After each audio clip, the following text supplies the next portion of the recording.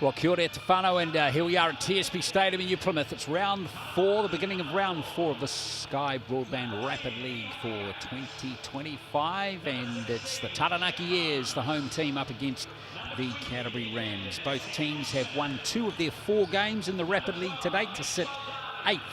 The Airs sit 8th, and the Rams sit 6th in the Sky Broadband Rapid League. So it should be a tight match, this one, as we get some hot young talent going at it.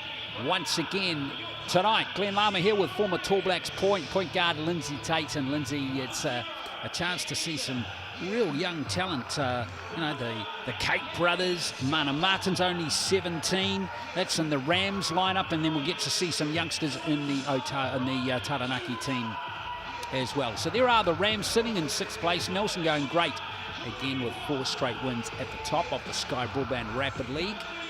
And then we flip over and see Taranaki just have a slightly inferior points differential compared with the Rams. So it should be a pretty interesting game, this one. Yeah, look like it's going to be a balanced game this evening on, you know, this one and in the game that's coming up after this, Glenn. But like you said, a lot of young talent. Mana and E Haka are part of that crew that finished 4th in the world at the under-17 world champs, and his younger brother's playing also. So really looking forward to watching them compete this evening.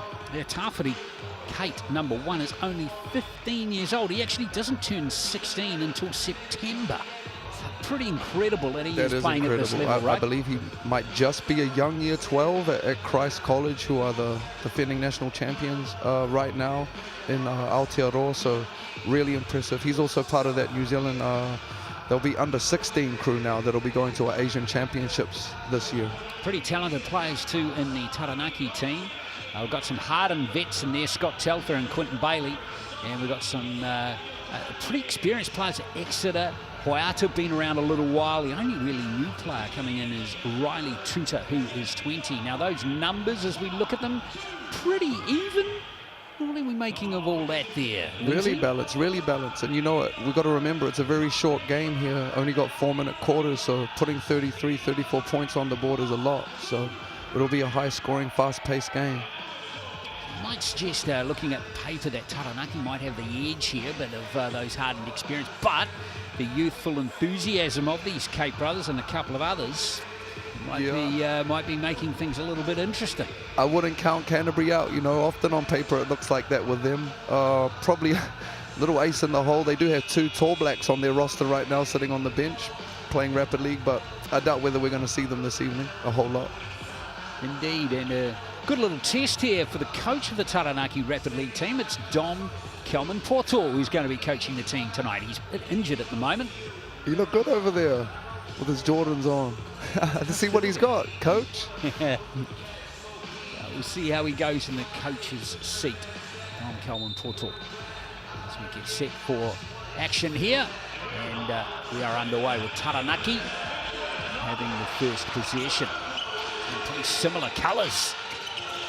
You can just see from the eye test, Taranaki look like they've got a couple of more mature, older bodies out there, especially with Quentin Bailey. Yeah, Jack Exeter's fed him quite nicely there. Unfortunately, though, no basket, and here comes Canterbury with their first possession.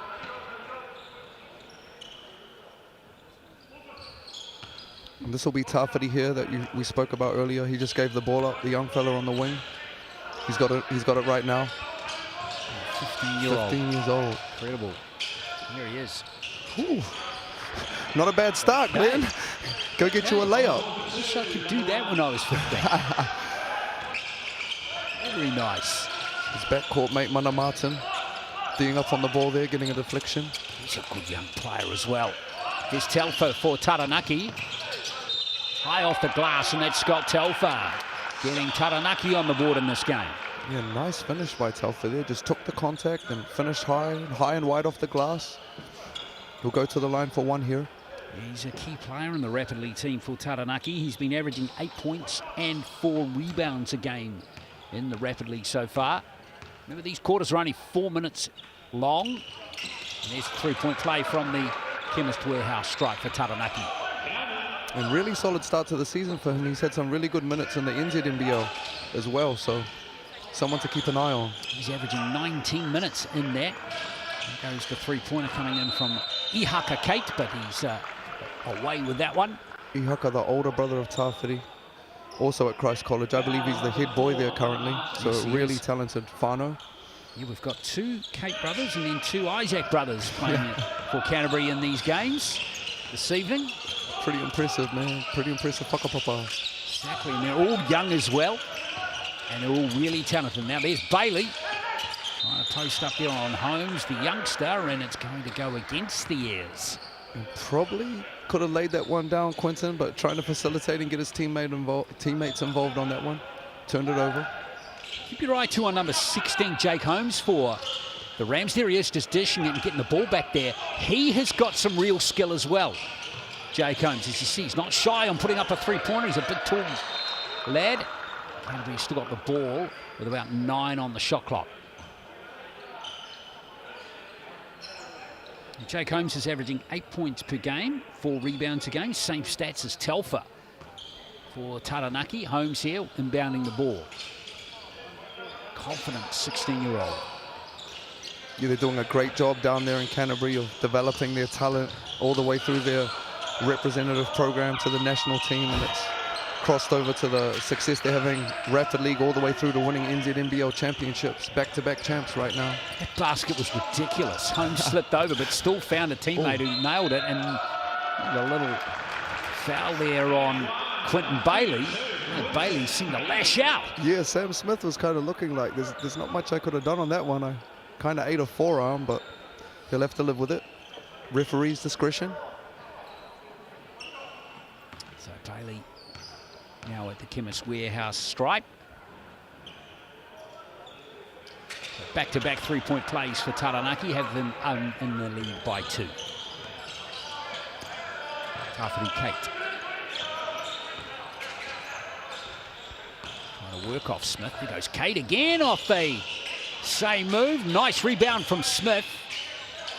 Holmes dishes it nice. Now Martin going baseline. Strong take by Mana there, just carving out space in that left-hand drive, laying him down.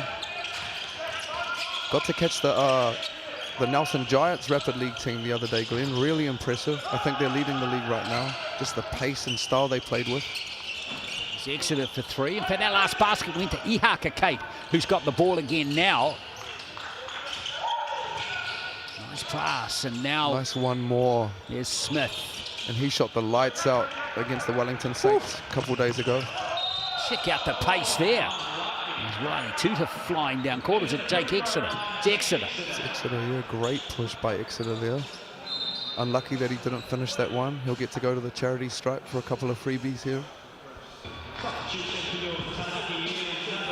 I like that Taranaki, is it the City Edition that they've got going there, Glenn, with their Rapid League uniforms? Kind of, yeah. The stripes across the front with the maunga. Looks good. Yeah, it does, doesn't it? Yeah, it's really well designed. Can tell they're from the Naki with that. And the chair on the Christchurch ones there. Second free throw from Exeter goes down. Taranaki up by 2.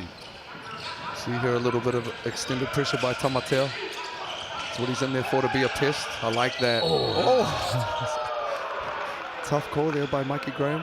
Must have seen a bit of forearm on the reach. But just what you want from the young fella Tamatea coming in, you know, short quarter, get up, pressure the ball, make an impact. Chances of fouling out in this game are slim. Exactly. You've got a 15-year-old and a 16-year-old going at it there. He said, I'm older than you, man. You might be starting, but... Here's Kate again. Big picture, though, awesome to see in the Rapid League. Local talent bumping like this at such a high level. Great move there by Ihaka. Ihaka, spin move. He's lefty, so that's easy for him. Good though, didn't it? Finish, tight ball game. 40 seconds left in this first quarter. Here's Bailey. Telfer, stolen by Holmes. It was a great read by Holmes there. Read him like a book. Kate couldn't get the little flow to the fall, and now Taranaki have it again. Telfer. Great cut by Bailey there. Oh, that's Holmes at his best. Got enough of it. Now Tawhiri Kate. Nice. That is a strong move. Yeah, from the line to shoot a couple. Yeah. Playing off 2 feet, playing through contact. like what I'm seeing right now. We'll go to the line. Chemist Warehouse strike now. See a few fouls in this first quarter.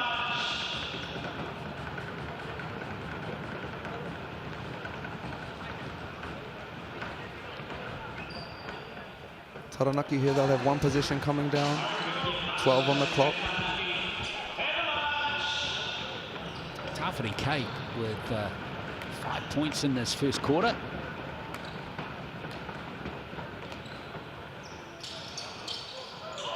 That will be where it stays. Now Exeter pushing. Tuta. Oh, blocked by Kate this time. And now Canterbury might get one more chance here. Oh, he took steps. It's unfortunate there for Ihaka Kate. Ihaka, yeah, his younger brother there did a great job recovering on Riley Tuta, who's an athletic win, and great rim protection there to save the easy lay-in. And that will be the end of the quarter. Competitive one, not much to split the teams, is it? Just 1 point, 9-8 to the Rams. Yeah, not at all. Good, solid quarter, trading punches.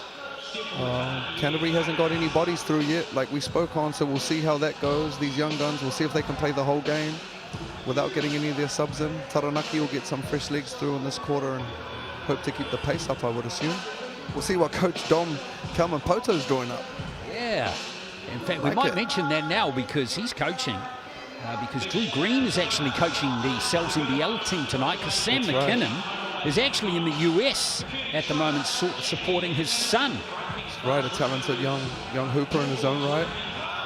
Sam McKinnon's son. They're trying to get a deal over there for him, eh? I believe so. I believe he's in the transfer portal, so I would assume he's got a whole lot of offers coming at him. And on Drew Green, shout out to him, man. Played in the league a long time, bumped against him a lot, and top flight surfer as well, Glenn. So much respect, sir. Much respect. Well, you need to go down to Taranaki. Aye, you're right. Waves down there, been talking about it for a while. I need to show up. 9-8 is the score. Tawhiri Kate with 5. And Scott Telfer and Bailey with 3. There's the large cheese pizza. $25.99. That's valid till next Tuesday. You going to grab one on the way home tonight, Linz? What do you reckon? I think I need to. I got an early start with a quick turnaround, so a cell slice would be perfect. Sky Broadband deal, remember, is still going until the 30th of June. It's a great offer. Just call 0952055. What's it? 525. That's right.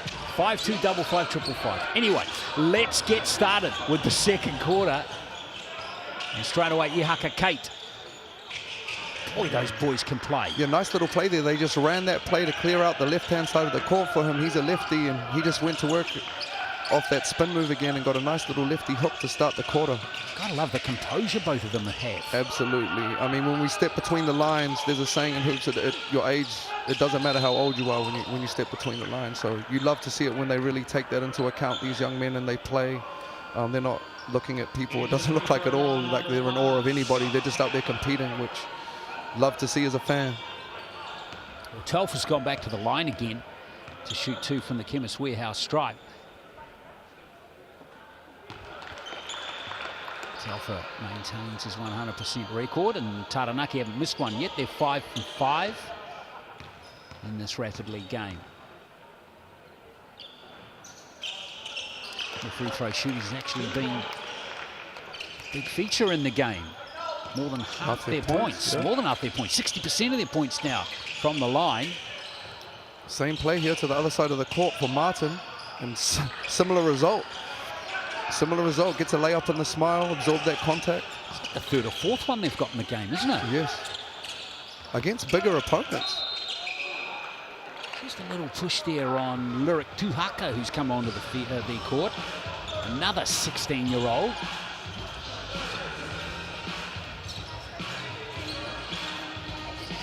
He looks like a long body, Lyric. Yeah. Athlete. Telfer gives it back to Tamatea. Tamatea, oh, good drive from the young fella. Great take, just got a little bit too deep. Oh, this is good movement, and as Holmes goes from the corner and buries the first 3 of the game. That was nice, you know, perfect read in transition, corner 3, corner pocket. Knocked him down. 6-point game for the Rams, biggest lead of the ball game now. Telfer. That's good from Scott Telfer. And that was pretty high in. You know, Mana Martin, he read that passing lane, and Telfer just faked it, went right down the middle, and great finish. And he'll go back to the line where he's 100% on the evening. So great signs for him early on. Nice finish from Telfer. Great touch on that finish. Might as well just stay at the Chemist Warehouse stripe down the centre of the court. I'm sure if it was up to him, he would. He's missed that. Now it's going to be Canterbury ball.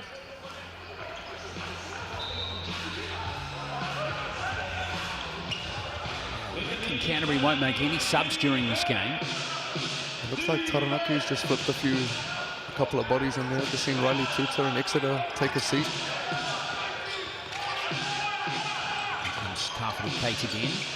And there's Holmes again for three. He's got back-to-back triples. He's got a really nice stroke for a young, long, athletic wing. That three looks good. So they're going to need to close that airspace.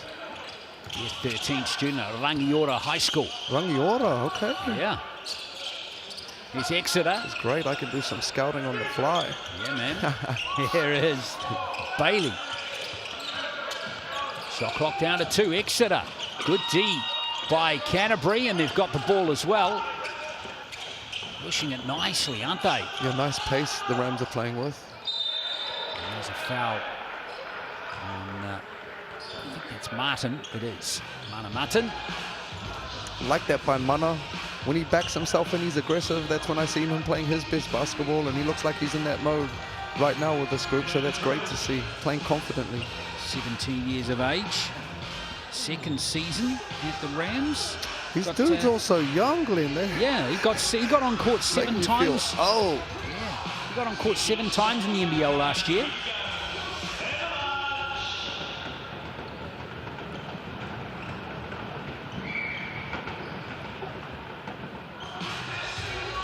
Free throw shooting's been great in this game. He's been averaging 8 points a game as well. In the Rapid League this season has Mana Martin. Shooting the ball at 53% as well. It's a good... Yeah, real even demeanor about a Mana when he plays. A little bit of extended pressure here. Oh, that'll be a turnover. Oof. Off the foot. Good hands. Showing it at both ends right now, the Rams. Just stretching this lead out here quietly. Yeah, they're outscoring Taranaki in this quarter, 12-4. Don might need to burn one of them timeouts. Interesting to see. Yeah, Quinn's over there. Quinn's coaching as well this game. Dean Clinton. Usually one of the assistants steps up. Here's Martin. His main job is keeping the bench on the bench. Beautiful pass from Martin. And Kate couldn't get the three. Bailey, that's a tough rebound, and there's a foul. Definitely looks like a man in there, Quentin Bailey right now. It's a bonus foul by the looks of things. Yeah, it's definitely. Yeah, there's been a lot of fouls given up by the Canterbury team. That's their 8th personal foul in the half. Taranaki have only given up 3 fouls. And you know, you can live with that aggressiveness of the scorelines like this. You know, being the aggressor, the Perth Wildcats kind of used to play like that. They just come out early and just beat on you, and before you know it, the referees kind of acclimatized to that. So similar thing here, I guess, just imposing their will early on the game, and it's got them a lead. They'll just need to manage those fouls for a minute or so here. Bailey 1 for 2 from the Chemist Warehouse stripe on that visit. Here's Martin. Holmes lurking in the corner again. Great. Beautiful pass though. Great pocket pass there from Mana to Ihaka, and he's back on that left-hand layup again. Ihaka Kate has 6 points. And there's that extended pressure from Canterbury. Boyata. Back to Exeter.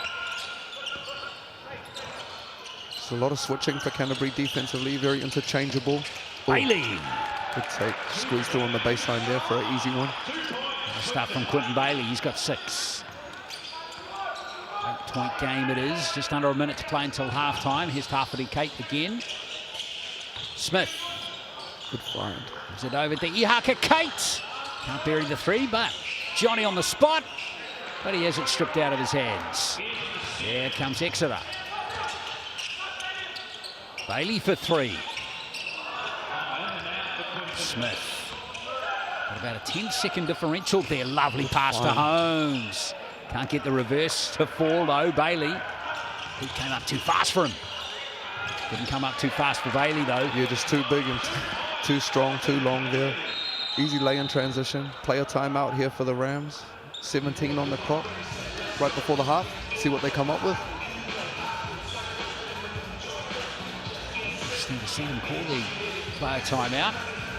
Thanks to BNZ. Of course, get your ticket to the big game. Scan that QR code and get in with a chance, folks, to win tickets to games this season. BNZ, of course, proud supporters of New Zealand basketball and the investment of New Zealand basketball. And threats all over the court here for the Rams, so they could pretty much go anywhere with it here. And Taranaki could be throwing a little 2-3 zone in to funk it up for them. Well, for years, Rams just called that a little early, that timeout. Little zone action here. Smart play by Taranaki, knowing that Rams are probably going to call a man play in that timeout in most circumstances. There's Tuhaka. 3 on the shot clock. Lyric Tuhaka! Wow, created space for himself in the end there. Tuhaka disappointed he couldn't seal it. But anyway, it's a 6-point game to Canterbury at half-time in the Sky Broadband Rapid League game.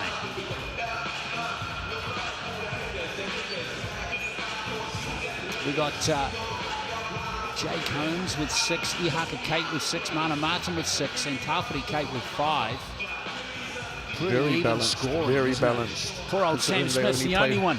They He's only on the played big 5 donut, players, mate. but Sam's saving his stuff for the big game. I seen the highlights today against the Saints, and he lit them up, so I'm not worried about him. He's on the boards, though. There we go, 6 boards. Ooh, that's a big number for half. It is. For only 8 minutes of play, isn't it? And the young brothers in there as well. 4 assists in the game already. Quentin Bailey, you saw those rebounds, 4 rebounds. He's also got 8 points. So he's doing it nicely for Taranaki at both ends of the court at the moment. Steals to Taranaki on the Chemist Warehouse stats. But overall, it's 23-17, and the Canterbury Rams outscoring Taranaki as it turned out by 5 in that quarter, 14-9. It'll be interesting to see how this plays out in the second half. They're young, but the Rams only rotating 5 players, you know, so it's only 16 minutes in total, but that still is a relatively long time of gameplay, so see how these lungs hold up for the young fellas.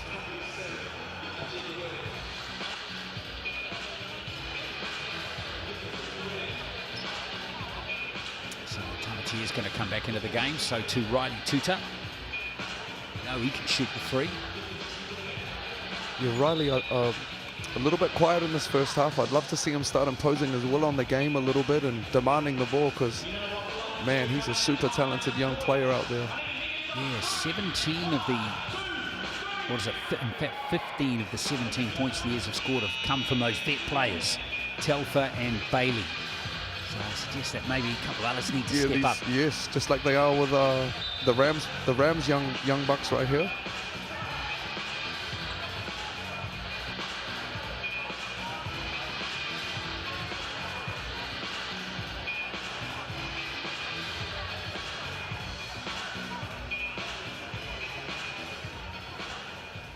I guess in his defense, Glenn, now that I look at it, I'm pretty sure Juddy's assisting Quinn, so it would probably be hard to ask him to coach rapidly. Yes, well, technically, yeah, actually, maybe Judd's not allowed. Hence why he's coaching both. Exactly. So here is Taranaki starting the third quarter. Telfer. Like a little zone action here from Canterbury, like a little 2-3. There's our man Riley. Looked good off the hand, didn't it? Just Good overcooked it. Good rebound too by Canterbury. And that's probably the answer to saving a little bit of legs, Glenn. A bit of zone action in the second half here. Smart coaching. Travel violation against one of those Canterbury players. So Taranaki have got the ball back.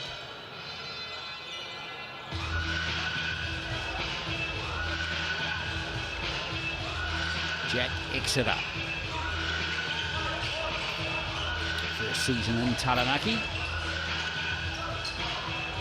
Hawks, he's a former Rams player as well, Jack Exeter. Really high with this zone here. Nice ball from Exeter, and that's finished nicely by Telfer. Yeah, great find. Great find by Exeter. He was back to 4.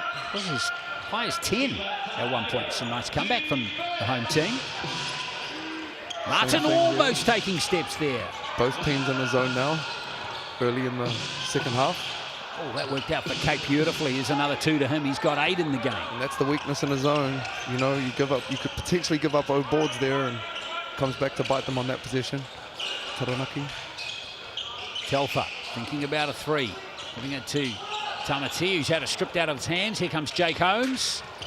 Nice pass to Tawhiri Kate. That's a good recovery. Yeah, and I love the speed that he plays with Tawhiri. He's just off to the races, fearless. Young fella. 7 points for him. He and his brother are having a good duel at the moment. See who might be the highest scorer. Yeah, at the top of that zone there together.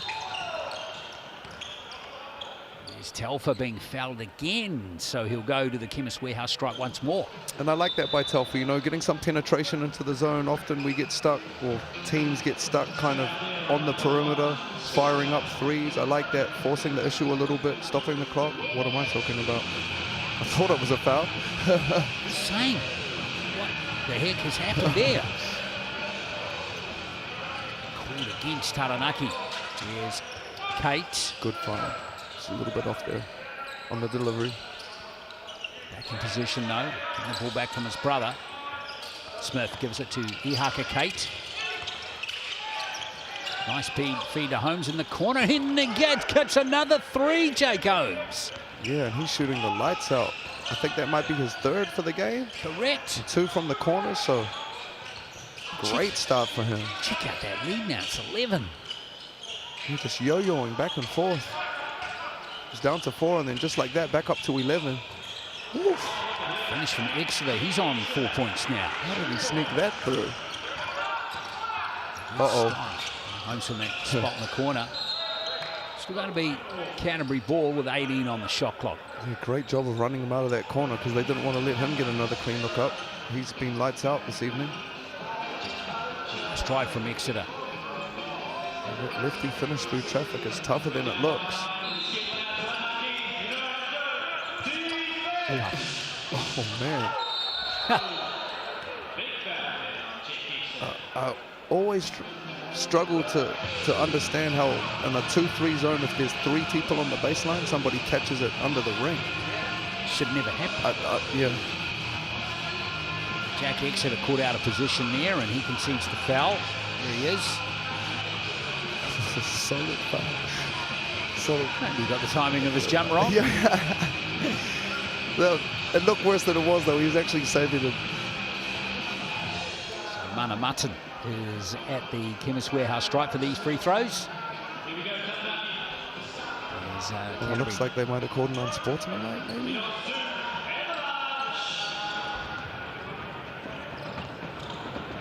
No lineup here.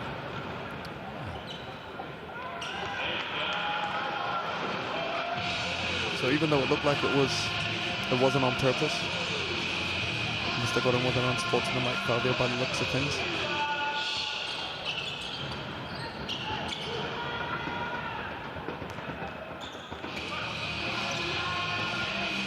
So Canterbury going to get the ball back.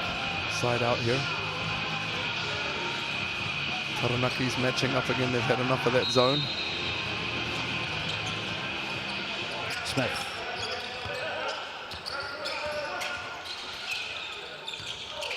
Almost steps taken by Ihaka Kate. Back to Tawhiri Kate. 3 on the shot clock.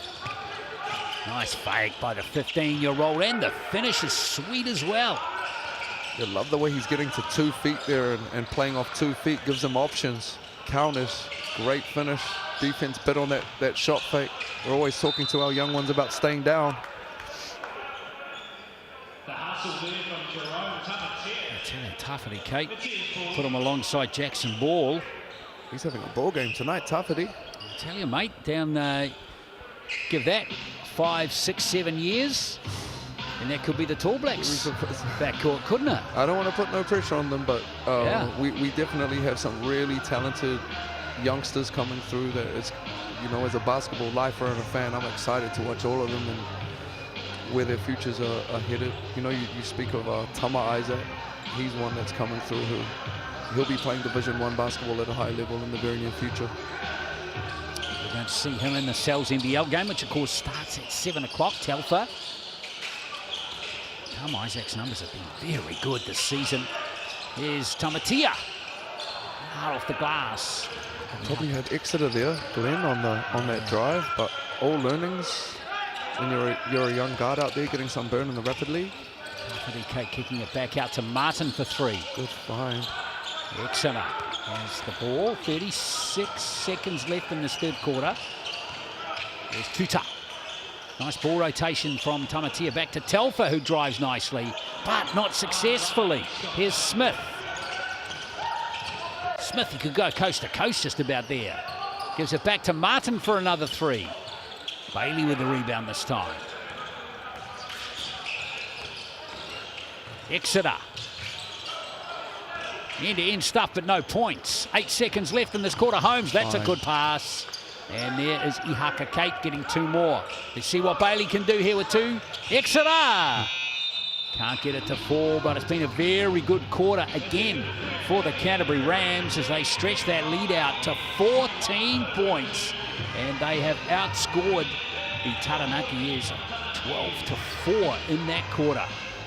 Yeah, they've stretched that lead out and kind of questioned at halftime what their lungs would be like, and obviously from a coaching perspective the answer's been going to that zone, and it's been super effective stretching that lead out. 4 minutes left here for them though. I'm very lucky to have the current Tall Blacks coach over there giving them advice during this timeout, along with head coach Clint Clinton. Dom Kalman-Poto taking the reins this evening.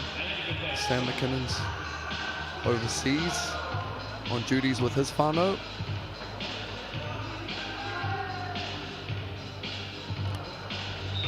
Well, maybe that's the next wave of players coming through here in New Plymouth. Building slowly starting to fill up this evening for the big game coming up shortly, 7 p.m. Ihaka Kate, the leading scorer for Canterbury with 10. Scott Telfer, the leading scorer for Taranaki with 9. Sam Smith still to get on the board, but he's only put up 2 shots in the game. Taranaki's field goal percentage is good, Lindsay, isn't it? 53%. Absolutely, they're shooting it well. He has got 7 rebounds though, Mr. Smith, so he's contributing. They've all got a plus-minus of 14. Yeah, that's which makes sense. They're up 14. Yeah. Good spotting. You're not too bad at maths either, mate. There's Smith getting Avondale College education. Yeah, they are, mate. That's one of the best schools in New Zealand, right? The best. There you go. That was exactly the answer I was looking for. There we go again, corner 3. Oh man. I mean, Holmes. the game within the game. Those ones are frustrating. It's like, you all didn't see that he just hit the last 3 from there? Come on now. We've got to close that space. He's 4 from 6 from beyond the arc in this game. He's got all the 3-pointers that Canterbury have scored in this game. 3 of them have been line-up 3s from the corner against that zone. In the end there, they've got to close that airspace on him. Thing doesn't look like missing whatsoever. Boyata rolls that one in. That's 2 much-needed points for Taranaki. 15-point deficit. How did this happen? In the blink of an eye. Beautiful drive again from Kate. Good defense from Tamatia though, not to foul him. Yeah, he didn't give up on the play, that's for sure. Like to see the young fella get to his left hand there. Comes home another 16-year-old with real vigor. Maybe he should stick to the outside shot. Here's Bailey showing Holmes how to do it. That was nice. That was like a seasoned play there. Just played at his own pace. 2 feet, little push shot. Beautiful. Got a chance here if they get a stop, Taranaki. Exactly. 10 points now for Bailey. Taranaki really can't let Canterbury score again. Right on cue. And just like that. Right on cue. He said, Sam Smith, man. Let me in here, fellas. 3 points for Sam Smith. Bailey again. Gets his own rebound. They're not very big right now, Canterbury. They've got Sam Smith playing the middle of that 2-3 zone, so Taranaki should really be pumping it inside and bullying them, but a little bit late right now. 2:20 left. Tawhiri Kate. There's his brother, Ihaka, and there's a foul by Tamatia. That was a tough one there on Tamatia. Ihaka kind of Euro stepped into his body, so one of those bang-bang plays.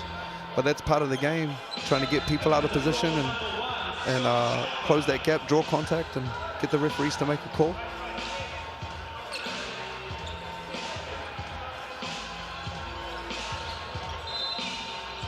Interesting, Taranaki in a zone here, even though they're down big at the end of the fourth. Holmes Normally look to go to some kind of man and pressure here and turn them over. So that came off Tuhaka. There's 11 on the shot clock. Tuhaka's long back of that zone there. Awesome.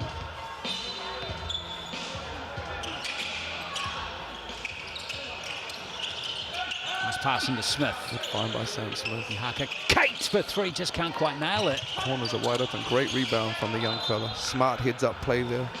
Banging it off his legs. He's a baller, this one. He might be, how old? 15, 16? 15, He's spent a lot of time in the gym, though. His basketball age, I want to know what that is. There's Holmes.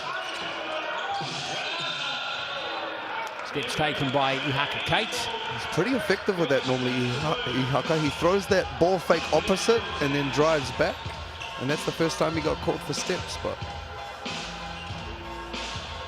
Remind you about the main game coming up at, the Cells NBL game coming up at 7 tonight between the Airs and the Rams. Both teams 3-1 in the Cells NBL this season. It should be a doozy. Both teams are in good form, coming off very good wins in their last games. I'm thinking it'll be one of the better games of the season. Two of the top teams, you know, a lot of their talents available this evening. Will be fun. Telfer keeps the ball for Taranaki. Plus, Rams have got to come on the road and play, which is good too. Taranaki at home, a little bit of an advantage there this evening to help them out.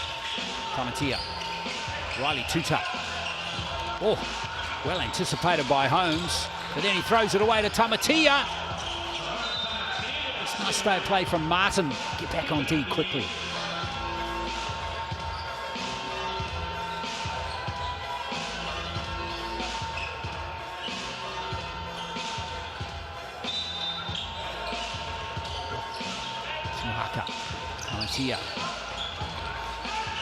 Tuta for three. It's a sweet shot from Riley Tuta. There it is.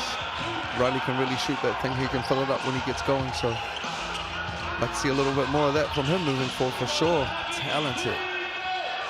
Is there time left in this game for Taranaki to do the unthinkable? Not a Martin nails that. He's missed it though. Offensive rebound by Smith. And that's nicely finished by Smith. He's got 5 now. It'll do it, I think, Glenn. The time they got left, it'll be tough to bridge this gap. No boards. Canterbury sticking with the zone. Tuta! No, it's not going to count. Offensive foul against Taranaki. Not sure if that was a little brush screen or he extended with the off arm, but they called that one there. Kate. Taranaki just kind of conceding a little bit here. Not really trying to pressure up and turn him over. Here's Smith. Back to Martin. That is 17-year-old going to work here. These young Canterbury wing guards have had some really tough finishes against some older competition, which is impressive. You know, the word that actually describes all these teenagers in this game for Canterbury, they're just fearless. Fearless, good word, yeah. And again, I think when we speak on basketball age, you wouldn't even call them teenagers. These youngsters look like they spend a lot of time in the gym. They're comfortable. Oh, it's a three-point play at the Chemist Warehouse stripe for Martin. There goes Telfer for 3. Tip back into Tamatia's hands. There's O boards against that zone. Plenty of the one more in the corner there if he needed it. Smith.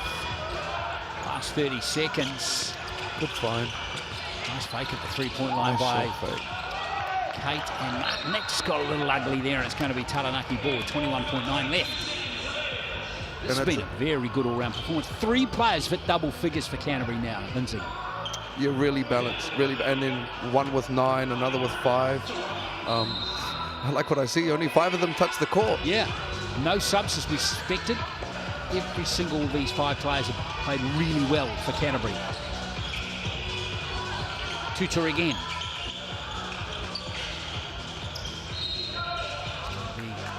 Taranaki ball with 9.8 left, so they'll get the last play.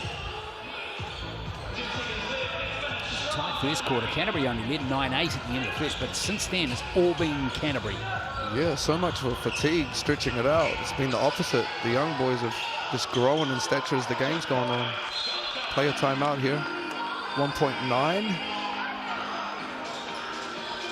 All the stats are great for Canterbury in this game. 52% have been shooting from the field, 68% from inside the arc, 33% from outside. Their rebounds, 21 to 11. They have just smashed them on the boards as well. Yeah, 9 assists in the 16-minute game is pretty good too. Playing right to the end here with a BNZ player timeout. Thanks to BNZ, who are investing in the future of New Zealand basketball. Every point counts, remember. So if we can get one more here, it might be Holmes. Oh, just a little short there from Jake Holmes, who buried 4 3-pointers in the game, but that's a comfortable win for a very slick and young Canterbury Rams team. 46-32 over Taranaki.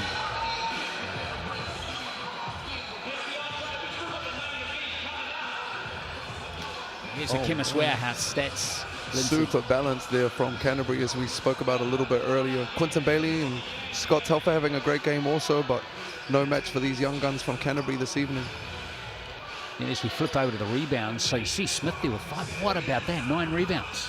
Yeah, there we go. You know, didn't show a lot up on the score sheet, but if you watch that game closely, he had a massive impact from his leadership, his defense, rebounding. Number of assists There's too. those 9 assists that we spoke of in 16 minutes of gameplay, which in FIBA, again, is, if you know the game, is very difficult to come by. A little bit of defense. 4 steals. 4 steals, that's off the charts too, isn't it? Yeah. Tough-footed Kate. Just mention about him, the 15-year-old, 9 points, 3 rebounds and 3 assists. Very good all-round game from him. And what I really liked about him, I saw at the end, he was leading. He was actually telling the other players what to do. He wasn't taking any, he wasn't being told what to do, which is a beautiful thing to see at such a young age. Well, is that a sign of things to come with the Cells NBL match about to start in 18 minutes? We will see. We hope you can join us. And congratulations to the Rams, who are victorious in that Sky Broadband Rapid League, 46-32 over the Taranaki Airs. We'll see you shortly for the Cells NBL game here on Sky Sport.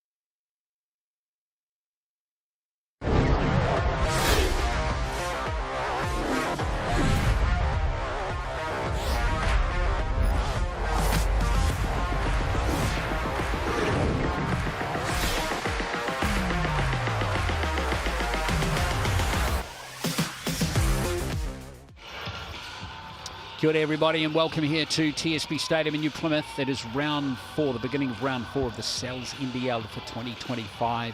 And this should be a fascinating match between the Taranaki Airs and the defending champions, the Canterbury Rams. Canterbury, of course, not the too distant past, were smashed by the Tauranga Fire in their very first game. They looked all at sea in that game, but since then they have bounced back, winning 3 straight and come into this game with a record of 3-1. Taranaki, meantime, 1 loss to them. They lost to Manawatu on this court a couple of weeks ago, but since then they've been blemish-free as well, including a very good win over the Hawks at the weekend. Glenn Lama here with former Tall Blacks point guard Lindsay Tate. And Lindsay, both teams have identical records, 3-1. Both got talent all the way through their team. I'm going to flip a coin. What about you? I'm with you. These teams are both hot, Glenn, you know, and Rams had a big win over the Saints coming into this. Taranaki as well, coming off the back of a big win. So I'm going to flip a coin as well. It's going to be right there. Could go either way this evening. Well, in the mixandpick.com poll at the moment, the Rams have it 51-39 at the moment. So have some fun with that, folks. Scan that QR code and get into it. I reckon that gap between the two teams might tighten up a little bit. Yeah, they might have watched the Rapid League previous to this and seen that the Rams were pretty hot, but it's going to be a tight ball game this evening. Yeah, the Rams winning that Rapid League game 46-32. Here is the table, and you can see this is 3rd versus 4th. So we are talking about 2 of the best teams here, aren't we? Yeah, early days in the season, but you can see on paper and just by the eye test that these 2 teams are going to be 2 of the tougher teams in the competition, and they're both hot right now. So looking forward to this one, Glenn. It's going to be exciting. Yeah, absolutely. Well, the lots to look forward to. First thing we can tell you about this game is that the Taranaki team is being coached by, well, not by Sam McKinnon. Andrew Green is going to step in this evening. Yeah. Coach McKinnon is across in the States with his son, a talented young hooper, dealing with his college stuff right now. So Andrew will step up, and he's been assistant for a while now, so he'll be ready for the challenge. Fascinating too, isn't it? There's the draw over the next few days. Tomorrow the Saints host the Bulls. That should be a good match too. The Panthers host the Nuggets on the 4th of April, which is Friday. At the same time, the Sharks play the Tuatara. And then we have the Giants hosting the Airs. Giants still searching for their first win on Saturday at 3 p.m. Let's check out the starting 5s now. We're going to start with the Canterbury team.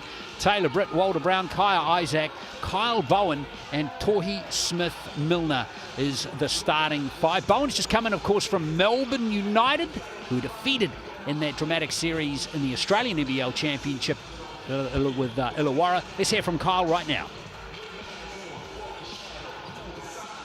Kyle, welcome to New Zealand, mate. Good win against the Saints last week. What did you and the team take away from that game?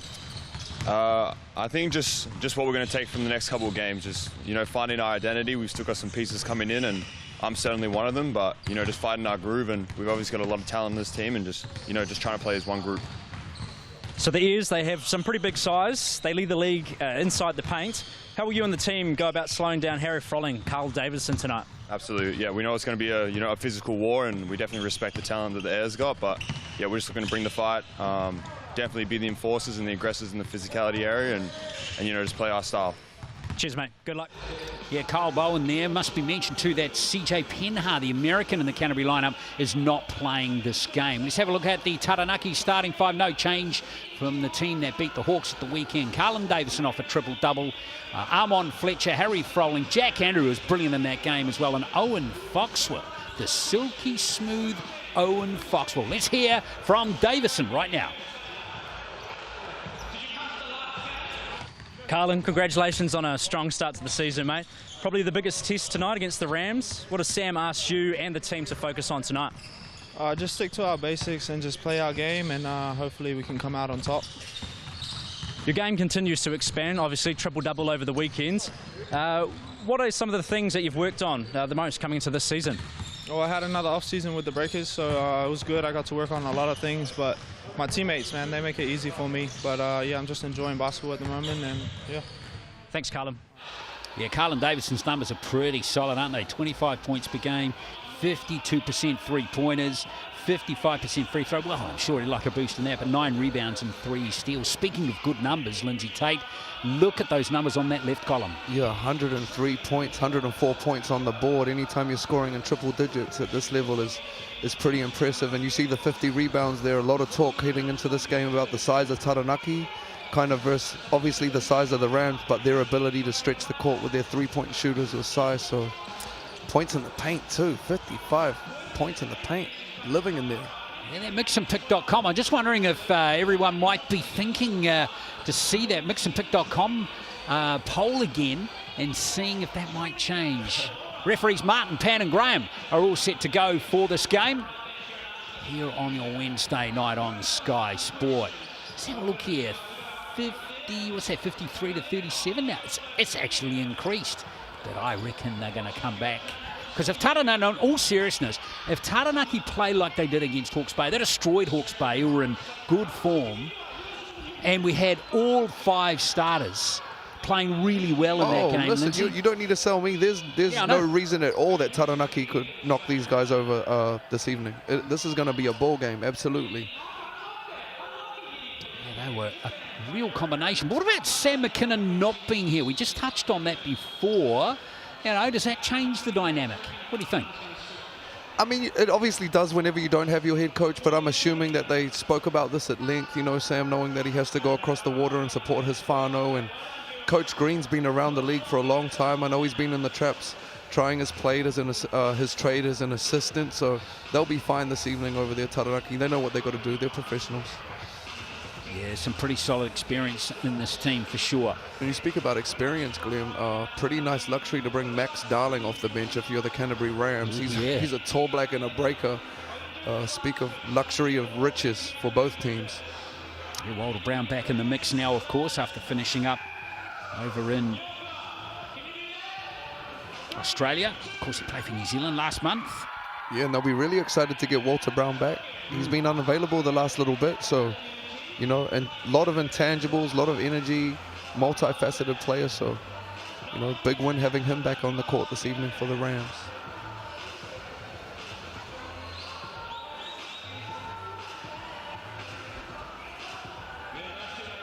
Yeah, the start of the game too, Lindsay's going to be imperative here. It's going to be Taranaki get off to that raging hot start again. They're going to be hard. They feel like they're a good front-running team is the point I'm trying to make here. Yeah, both teams in their last 2 games have got off to really good starts, you know, and they've got solid starting units, both of them. So I'm assuming it'll be nothing different this evening. Taranaki have the luxury of playing their second game at home as well, so they'll catch a bit of rhythm. The Rams coming off a big win at home against the Saints, so even though they're on the road, they'll be carrying a lot of momentum and confidence into this evening's game. Here's Harry Froling, another step back on court. He's been going at 25 points per game, 11 rebounds a game. 25 and 11 after what he's been through. First go back. It's great to see him out here doing his thing. Jack Andrew, 15 points per game and 11 rebounds per game. I mean, these 5 starters for Taranaki, all of their numbers are excellent. Foxwell, 17 points. With 5 rebounds, 10 assists. Yeah, I mean, he's lighting it up. And Glenn, we did the last Taranaki game, and I actually thought that when on reflection that Fletcher kind of he did more than he was acknowledged for. You know, he's another guy that kind of flies under the radar, but he's a big piece of the puzzle for Taranaki, Armin Fletcher. So looking forward to watching him compete tonight against the back-to-back championship Canterbury Rams. Yes. It's an intriguing matchup, isn't it? So settle in, folks. Should be a ripper. As Jack Andrew wins the tip and Taranaki have the first possession. See if they get into this on-ball action with Foxwell early again, which has been really effective for them. Here he is, Foxwell. Tough defense played early here by the Rams. Shot clock down to 7 as Foxwell unloads from the 3-point line, and Smith-Milner's got it. Here comes Britt. And Taylor's having a great season so far, just quietly putting some numbers on the board. 22 points per game. He was very quiet in that first game as he nails the first jumper. That's a good sign for Taranaki. Yeah, very quiet in that FI game, but since then he's been going great. Yeah, all of them have, you know, a night and day since that first game. The Rams, they kind of put that one to bed early, and they've really turned up the heat. Yeah, we mentioned this. Sometimes you learn more from your losses than you do your victories. There's a nice roll away from Froling. He got away from Smith-Milner, but couldn't get the tip to fall, though, layup to fall, and that was a nice tip away by Brown, who's got it now. There you go, Walter Brown. That's him right there. You know, those plays. A lot of players miss those tips off the ring in FIBA, but great play by him there, saving a possession. Isaac gives it to Bowen. Now Brown. Smith-Milner for three. He hasn't lit up from beyond the arc this season just yet, Tohi. Yeah, good luck if they want to play with fire with him, though. You give him enough open looks, and that thing's going in eventually. Here's Davison. Nice ball rotation to Fletcher. And Fletcher loves that spot there. Beautiful ball movement, like you said, Glenn. Glenn found the baseline. One more to the wing, and Armin Fletcher knocks it down. Oh, like 3 or 4 3-pointers from that very spot against Hawke's Bay. Britt. Great rip there by Britt. Isaac nails that. Well, in fact, that's Bowen for three. That's Bowen. And Bowen just finished with Melbourne United, as you mentioned, coming off a tough loss to Illawarra, but a great series. And he played his college ball at St. Mary's with Coach Quinn Clinton. That's how far back their relationship goes. Wow, here's Brown on the fast break. Oh, just caught up by Isaac. And in fact, he's lost it out of court. Disappointed Kai Isaac there not to get gobble that one up. That's Kai Isaac, older brother of the super up-and-coming Tama Isaac. And they've both suited up for our national team already. Such a young age, so really talented whānau. It's all about connection over on the bench there, Coach Judd Flavel assisting as the national team coach. Pretty lucky. Goes the three from Foxwell, he's short. Oh boards. He's Froling, and he's fouled beyond the arc by Smith-Milner. And talk about two big, talented three-point shooters right there. Tohi Smith-Milner and Harry Froling. That's going to be a fun matchup to watch this evening. Harry Froling's going to have 3 free throws from the Chemist Warehouse stripe. Going 76% from the free throw line so far through the first 4 games of the season.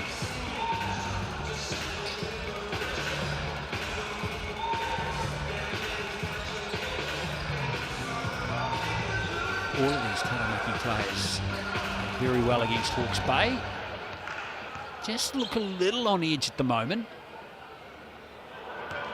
Different, of course, having the defending champions coming into the gym to play. Kind of had an easy one in the last one, I guess. They jumped out to an early start. You know, if you're a betting man, you'd assume that this game's going to be a lot closer with the defending champs in the building. Still with import spots to fill as well, the Rams. So scary. It's worth mentioning CJ Penhart again not playing today for Canterbury. They're American. Dom Kelvin Poto is the only one missing for Taranaki. Bowen over to Britt. Trying to roll it away, and there's Bowen trying to create space. Oh, that was a nice move by him, but Andrews got the rebound. Yeah, great wall up by Andrews, and spoke about him a lot the last game we've seen. Really like what he's bringing to the table. MVP of the last game that we watched. Fletcher. Back to Foxwell. Defensive intensity from Canterbury's been good so far, hasn't it? It has. They're a solid defensive unit and just keeping their chest in front there. Ooh. Oh! Davison put it out of the stadium. He was swatting flies. He was, and Taylor Britt there just had a little shrug off, and Foxwell looks like he's struggling a little bit, but Carlin just came and cleaned it there for him. Saved the day. See old Tim Dennis on the baseline there with his beanie, enjoying that one. Oh, what couldn't you not enjoy about that? Yeah, absolutely. Carlin, one of the high flyers in Australasia right now. Goes Kai Isaac, no space baseline. Can he create space elsewhere? Brown for 3. Froling's got the rebound. Feels like this match is going to be a dogfight. What do you reckon? Absolutely. There's some big bodies out there banging, you know. Davison. Okay, Max Darling already checked in. Marking up here on Froling. They're just going to play him head up here, no double, which is interesting. Good take. Davison, beautiful dish to Andrew. Man, great finish by Andrew there. Just boink, off the spot, no gather. Tama Isaac checking in here. Bowen's still out there. There's Tom Isaac. He had a ball game against the Saints. A little teardrop to fall as Brown gets the offensive rebound. Now Darling. Yeah, another offensive board here for Canterbury early. So Taranaki's got size, but they're going to have to clean that up. Brown can't nail the three.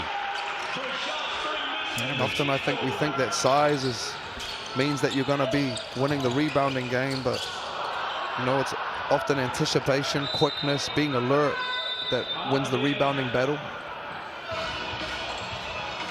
Just 12 points in the game through the first 4 minutes.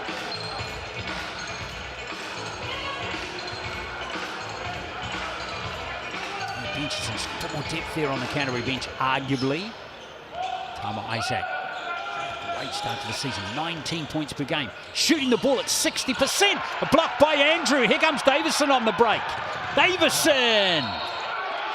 Carlin Davison at his best. And that's when he's at his best, in transition. You know, one of the better athletes that we've got around here, playing at pace, finishing above the rim. I've got to say, at the other end, the rim protection and the size of Taranaki's been great with some of these guards from Canterbury getting in deep, but they're not able to finish over the length of the Mountaineers.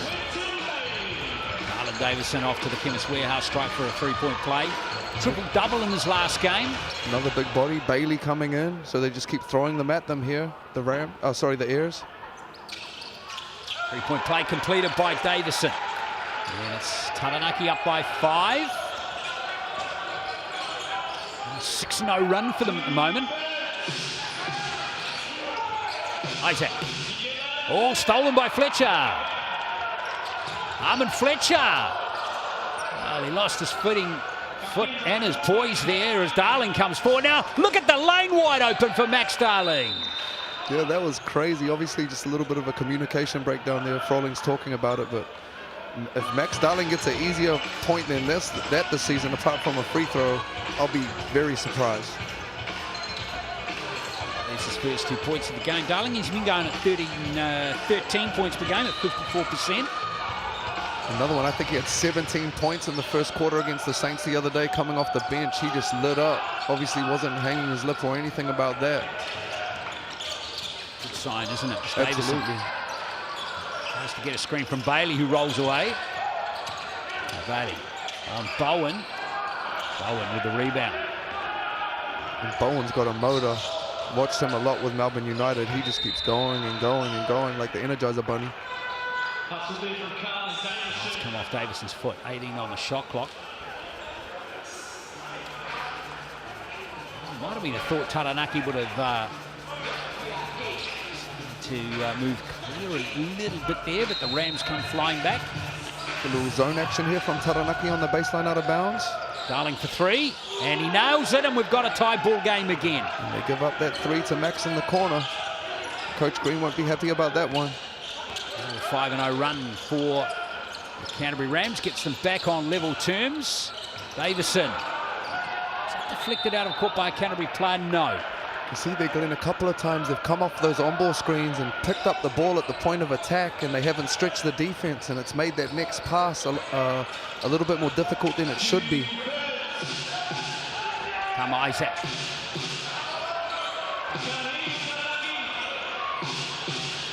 Darling. Rotation to Smith-Milner. And there's Tohi Smith-Milner with his first triple of the game. And that thing looks pure, Tohi. You get that thing to his ear or his shooter's pocket, and there's a good chance that it's going in. So, good signs for Tohi on that one. Oh, look out if he gets hot. He's a streaky three-point shooter. Froling, that's tough. That's Harry Froling. That is a skilled big right there. And he's going against the guy that can play D and Tohi, but he made that look easy. Taranaki are a big physical team. One day I'd like to see Harry and Sam Froling go against each other. I'm sure they got a lot of that going on in the backyard. I'm pretty sure they got a sister that can hoop as well. So and their parents. There you go. I'm sure they get it in at some point. I'm going to say Harry's probably going to beat down Sam right now at this stage of their career, just on straight physicality. But man, Sam is a baller. Love his game. Yeah, of course, shame to see him injured nearly down the stretch of that NBL season. Here's Smith-Milner again, left wide open this time, and he hurts them. That was another communication breakdown there, because You are not leaving Tohi that wide open. That counted. 6 points for Smith Milner. The problem with this is it starts looking like a hula hoop for Tohi if you give him too many of those. Taranaki were 10-5 up. Worth mentioning that, 10-5 up earlier in this quarter. It's like we spoke about the inside game of Taranaki versus the outside game of the Rams. Style differences. Oh, not another one. Oh, yes. Oh, yes. Whew. No. Wide right. It was. Someone opened the door. Exactly, and the breeze caught it. Here comes Foxwell. Sam Smith in the game here. Another one who lit up in their last game. Froling kicking it across to Telfer. He's going to try a three. Probably not the look they wanted there, Taranaki. A little bit quick on the trigger. Canterbury coming back in now for Froling. I like that sub by Coach Green. Yeah. The versatility that Andrew offers from being a power forward goes straight into centre. Position he's played many times in the past. I've had some people ask me recently about this Toma Isaac kid. Best I can give you is he's kind of like a young Paul Hanare in regards to his defense and physicality, but a lot of offense for Toma. He can really fill that thing up as well, so someone to watch out for in the future. Hard luck for Davison there. Whoops, almost lost out of court by Taylor Britt. A good split, good find. Here's Bowen wide open. And he buries a three again. Does Kyle Bowen? That's his second of the game. And now Canterbury have 4 3-pointers. Yeah, and they're shooting the lights out, continuing on from their last game. So 2025, that's the game. Can you knock down perimeter shots consistently? There's Foxwell again. Foxwell, shot clock down to 2. He's lost it. Got it away in time though, but it's no good. And here comes Britt. Taylor's doing a great job of controlling the pace here. Gets a foul. I think it was Scott Telfer there. See when it's time to take the air out of the ball, he's just walking him up. Then every now and semi-trans, he explores and probes, and he'll go to the line here for 2. So killing him softly right now. See Link Abrams there sitting in the crowd, a Taranaki legend. Put in work for a long time in Taranaki for the Mountaineers. Here's Britt at the line. He hasn't missed a free throw this season. Damn. Okay, you didn't even hit the rim there. I see you, young fella. Keep him going. See, I feel like the commentators curse. Yeah, let's not do it. Let me stop talking.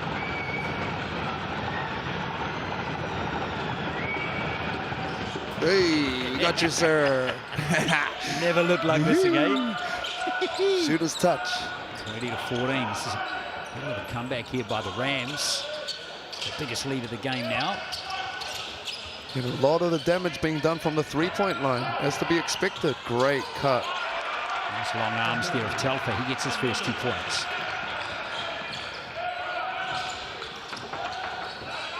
Bowen.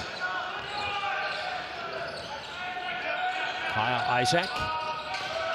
Trying to find space in the middle there. Bowen. Can't get that 3.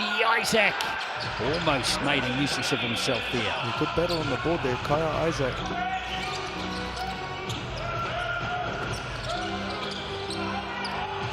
Foxwell.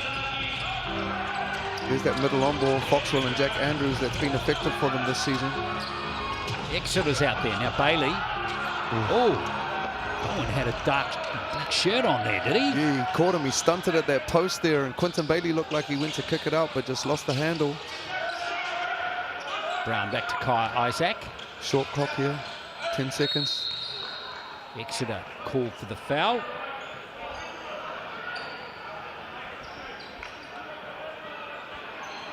Not a lot of fouls this quarter. Even though there's been a lot of physicality. Neither team in the bonus right now. Let's make this hard for the media stand.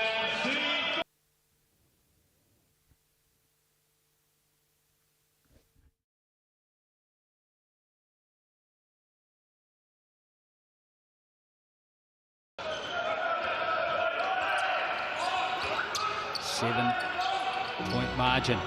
Taranaki settling it down for the last play. It's the middle on ball again, Foxwell and Jack Andrews. Here's Bailey. Great rebound by Walter Brown. Yeah, it was gutsy. And he's not going to get that Yeah, to fall, they wasn't far away. And it's a very good first quarter by the defending champion, the Canterbury Rams. They're up by 7, 23-16.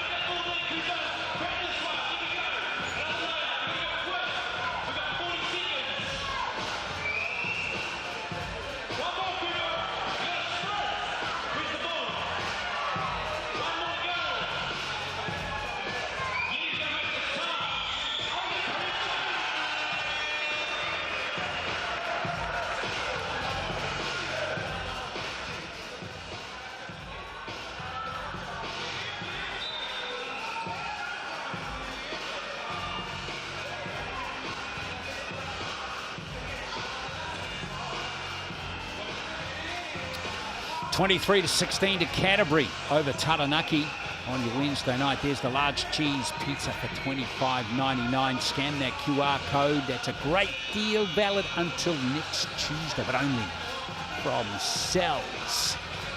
It's me on the way home, Glenn. Yeah, man. 5 for 12 from the three-point line. The Rams in that first quarter, lighting it up right now. 7 assists and only 2 turnovers, so that's a difference right now. Taranaki know what they got to do, take away that three-point line. And they do, and Taylor Britt drove nicely there. Now Foxwell.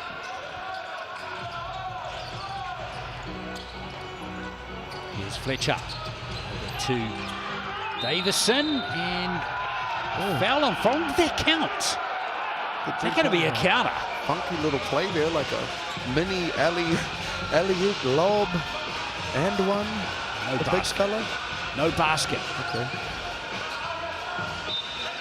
Taranaki still trying to find their rhythm here offensively. Only 16 points in the first quarter. Did a pretty good job of getting paint touches, but not a whole lot going from the perimeter yet.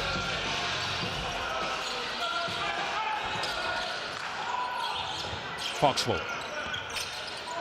Oh, Froling almost lost his footing. Recovered beautifully there, but couldn't recover enough to put a good shot up.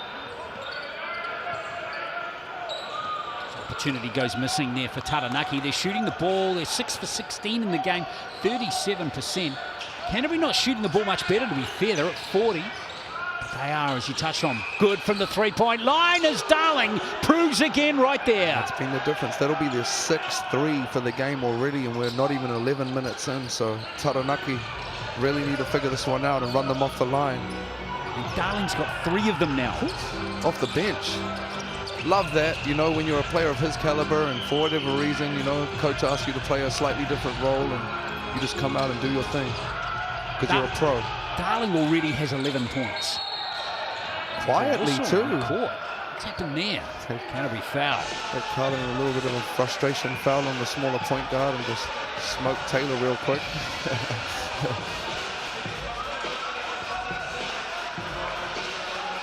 I definitely got those a few times as a cheeky point guard from a frustrated big.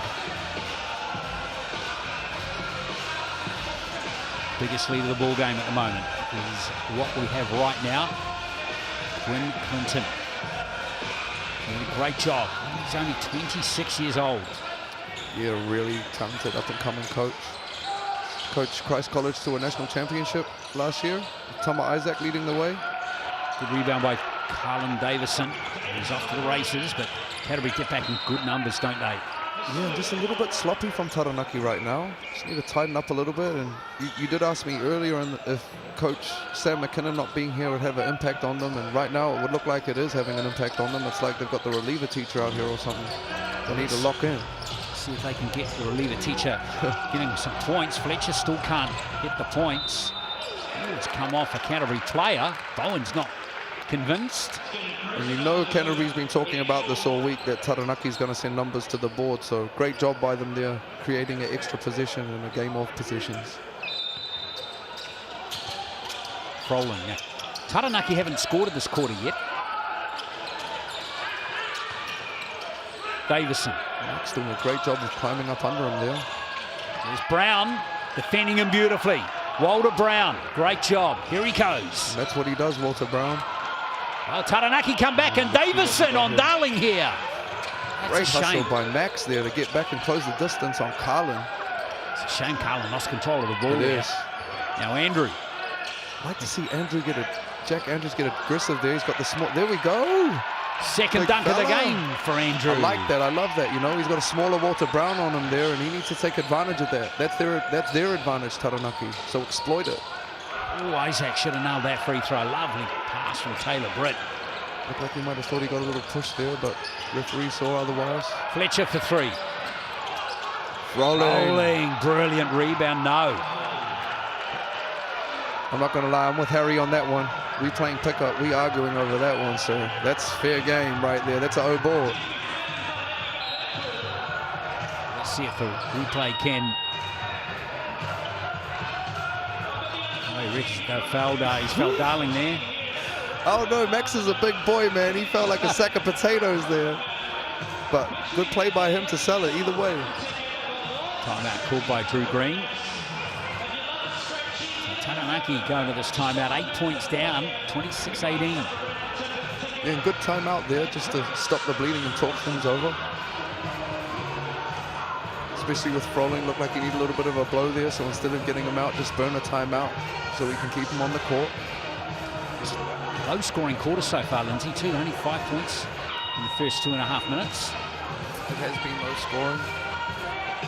Max Darling, though, lighting up, coming out. He's already got 11 points, as you said, 3-3. So real bright spot for Canterbury early on in the season in this game. And Smith Milner's got 6 of those 2 3-pointers. Bowen with 5. Taylor Britt with 4. And on the other side, Taranaki's leading scorer at the moment. We've got Jack Andrew with 2 slam dunks. He has 4 points. Harry Froling with 4. Tough, only 18 points. Remember, they were averaging 100 points per game, remember? And that Over almost 104. You're right. So yet to find their feet, but they can put numbers on the board quickly, and basketball's a game of runs. So early days here. credit for Canterbury, though. They're a tough defence team. Absolutely, you know. When you won back-to-back championships, there's something about that. You just come in with a different confidence in regards to thinking that you have a chance under any kind of circumstance or situation. Lovely ball rotation to Tama Isaac. He gets his first points of the game. This dude, he just checked in off the bench. He came out and he didn't play great early on. I think he had like 2 or 3 misses and a turnover, but zero lacking of confidence there and just knocking that thing straight down. His head down play from Froling, gets his own rebound. I like this by Froling. Like, we're just going to play bully ball until you stop it otherwise. Harry Froling up to 6 points now. Back to 9, that's Taylor Britt. Doesn't get the roll off the rim now. Is that going to go against? Is that going against there? Kyle Bowen. Bowen, I believe, on the O board. That was the previous one with Froling. He was never going to miss that one. But Bowen picks up his second foul. And that's a big one for Bowen, his second. You only get 5 in our league, so potentially have to take a seat here or at least play a little bit more cautiously than he was. Yeah, Smith Milner's out of the game at the moment with 2 fouls. In fact, no, just a save comes back in for Bowen. Here's Froling. Bowen playing with fire there. Hopefully he knows he's got 2 fouls. The rare 5-second violation out on the perimeter there. Called, so... You don't often see that, do you? No, Canterbury will bring this one down though. Kind of a deflection, so he got caught with it. They run that cut a lot there. That's that Iverson cut where they basically run from wing to wing. Bowen for 3 again. Look like they're quite happy to give Bowen that shot right now, Taranaki. Tama Isaac. Here's Bowen again. Really interesting shooting style, hasn't he? Yeah. Wide stance. Like they say, okay, you can have that right now. And Bowen misses again. So here comes Owen Foxwell. See, Carla needs to get down in the post here. He's got a kid that just finished high school marking him. And the kid has got a foul. I love it though. He ain't bad. He ain't going back for nowhere. I've seen a lot of Tama over the last couple of years and really excited to watch him progress through. Foxwell. Possession again for Taranaki as Frolin's left alone for 3 and he buries it. Little touch screen there and he just slid out Froling and wide open. No one came onto him and he can knock that thing down. You leave him like that all day. Bowen drives and Froling. I'm with Froling He pulled again. This one. He pulled a feather out of his like pocket. He almost tried to not foul in that situation and got called for it. So, yeah, tough one there for Harry. Second foul of the game for Froling. It's probably got to do with some of his moves that he's got going on down at the bottom of the screen here. You're right, Bowen's got an interesting shot there, but effective. Almost a one-handed shot, isn't it? I like that he's not second-guessing himself, though. He's letting that thing go, so he's obviously putting in the work. This first free throw miss of the season, although no, it's not going to be a miss. He's going to get another one. Dylan Boucher hitch there, and everyone jumped, and he'll go to the line for another one. Chemist Warehouse strike, Kyle Bowen. You actually get to the point when you're doing scouts on teams, when players shoot free throws like that, where you have to talk about things like that so you don't get called for line violations. And Harry will get a quick break here. Bailey checking in.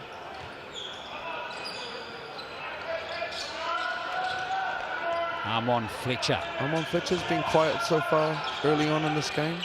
Like to see him get a few looks if they can. He's got 3 points. Now Davison back to Fletcher. Coming off a triple-double, Carlin's also been quiet. Oh, yeah. Well defended, no foul, or actually is there a foul? A technical foul going against Taranaki. So I'm not sure who that went on. One thing I will say about Jack Andrew, I love his demeanor because that tick was not on him. He did not flinch at all, and he was the one that got challenged at the ring. So really like the way he goes about his business. Taylor Britt rolls it in. Extends that lead back to 9 points. Just get the details of that technical foul in a minute. I think underneath that costume, Jess is not as happy with that technical foul being called, right? One of their players. Here comes Kai Isaac. So he's got the wing on him.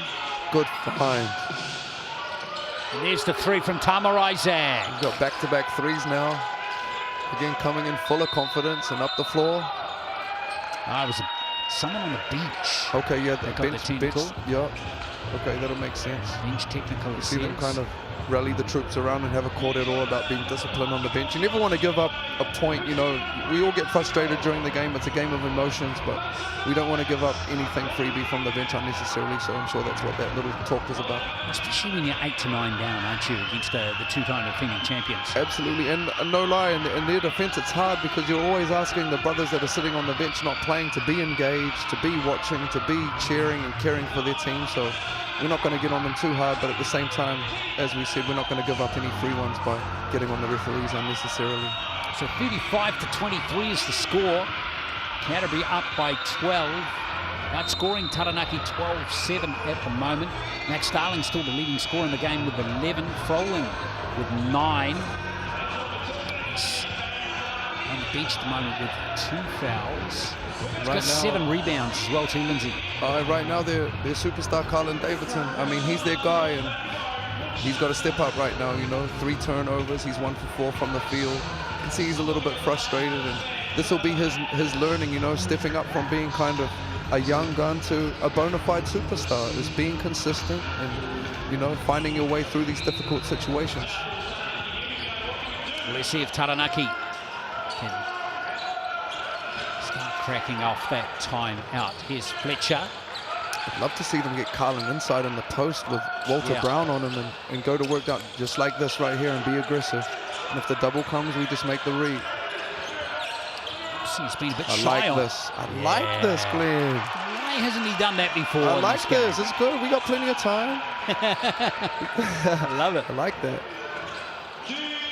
But that's a great way to get going, you know, if you're frustrated a little bit, get your feet in the paint, bang around a little bit, get something on the board.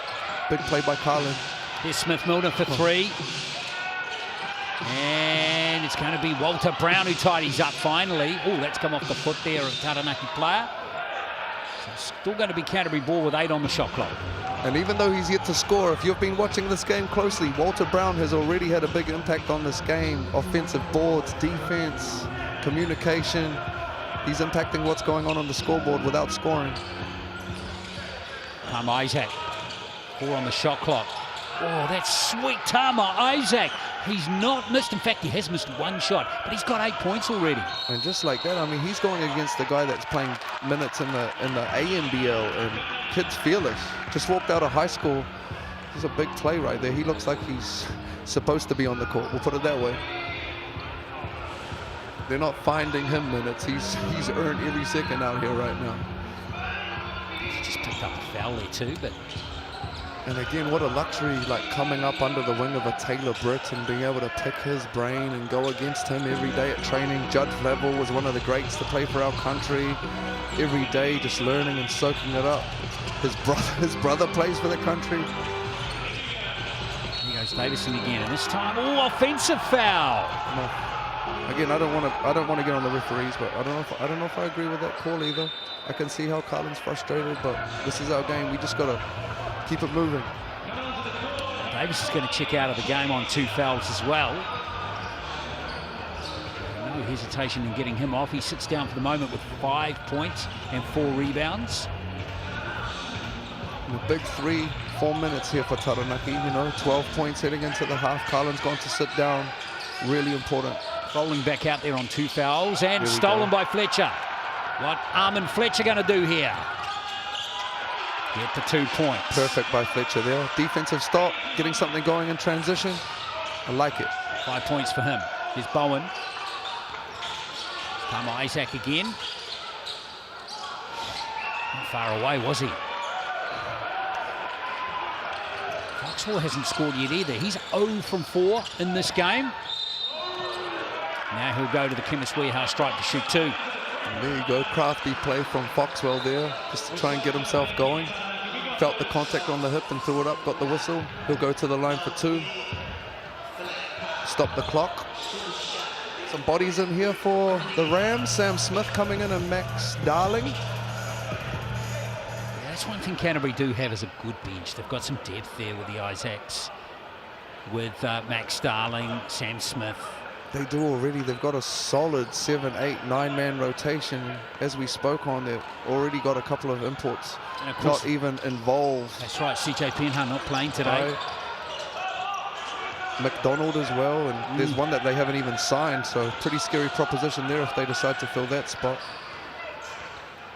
Britt.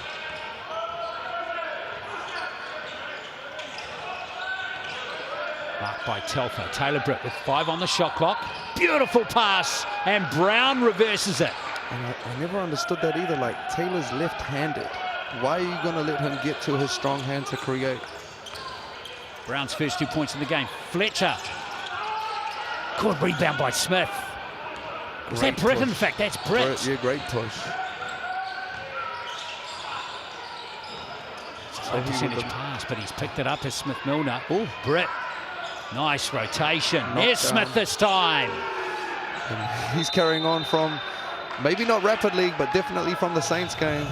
I think he had 5 or 6 threes in that game, and you leave that dude open, and there's a good chance it's bottom. So timeout here from Taranaki.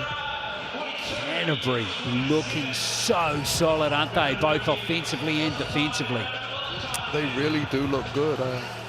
As tough as it is to say as a through and through Aucklander, you know what I mean? These brothers from down south, you know, they're doing a great job of developing their talent, and even on paper sometimes when they don't look as strong as their opposition, they really come out and hoop in a way that is fun to watch and exciting. See if we can pick up anything. I mean, they're shooting the ball at 42, so it's not lights out, but Taranaki at 37% here. The three-point shooting is really where it is. A lot. And you compare that to Taranaki with 2 of 10. Yes. That's the big difference at the moment. And also 12 assists, I think, speaks to the ball movement that they've got going on. 7 turnovers, I believe, right now for Taranaki. Mountaineers is way too high at this level. I mean, there's 2 minutes left in the half, so they're going to have to tighten up the possession game. You see the opposite of that right now. Canterbury's got 12 assists to 4 turnovers, so almost like a 2 to 3, 3 to 1 ratio right there, which is really good. And that bench, as we touched on, 22 points from their bench. I don't know if you caught that, Glenn. That was Avondale Mass there. Yeah. But I just hit you with. Yeah. Well, yeah, I just didn't. It just came right over me. Mate. I didn't even think about it. 22 bench points for Canterbury. There it is. Lindsay.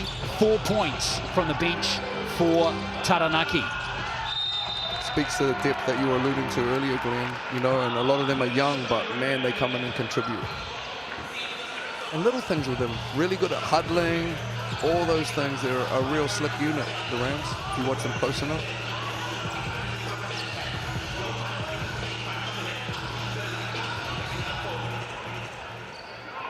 Fletcher going to the line here.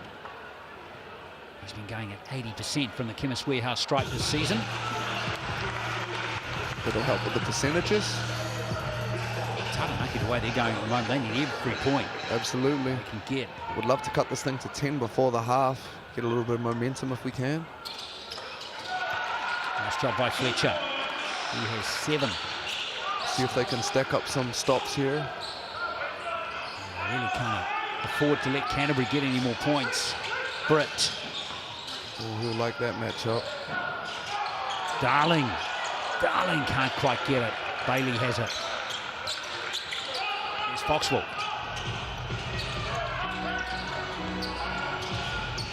Bailey. Defensively, Canterbury are watertight, aren't they? Beautiful pass to Bailey. Still can't get the layup, but that's come off Smith.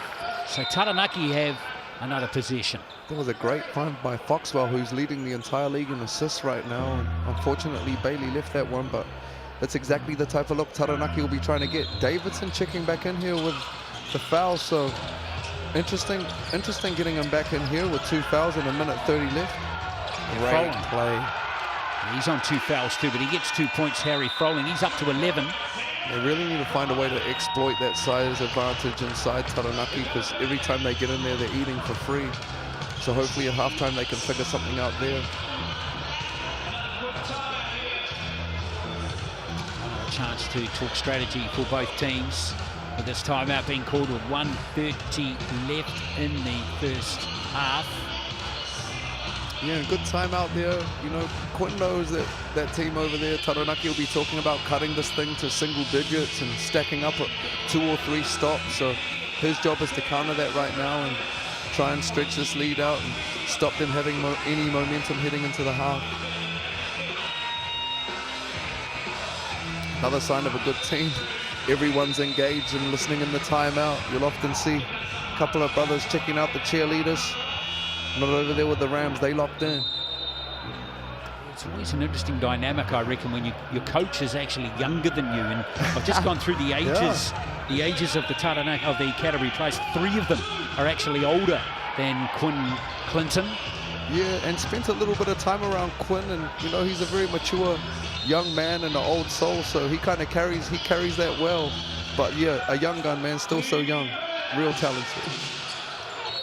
There's an offensive foul. That wasn't a lot of contact there, Lindsay. Yeah, tough one. Kind of hit them with the pedal Cameron, little reverse swipe pivot, which is used around the world, but he got called for it. That must be his 3rd.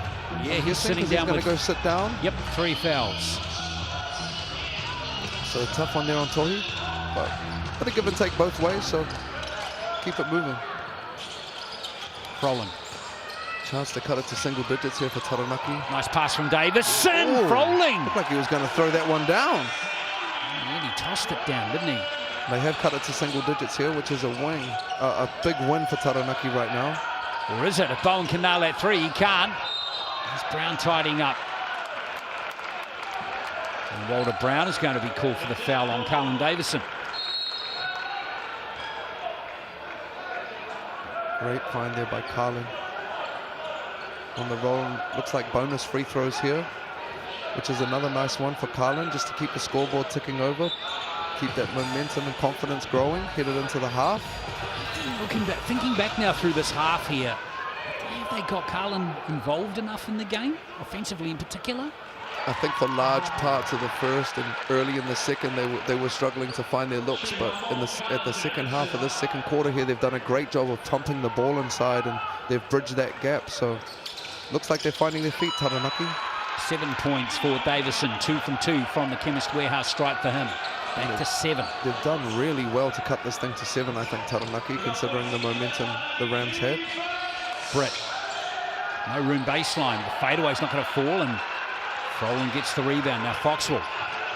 Could go 2 for 1 here if they go quick.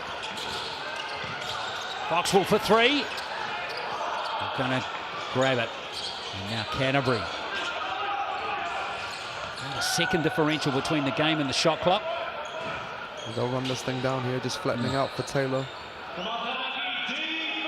Say someone will come up and send long ball off him, and he'll play off this. That's Bowen. And just in those drops there, Taranaki. That's too easy for Taylor Britt. You give that to Taylor Britt, man. Beautiful pass. And that's an emphatic way to end the quarter for Carlin. He's going to go to halftime with 9 points. As Taranaki cut that lead to 7 again. Exciting finish to the quarter. It is Rams up 44-37.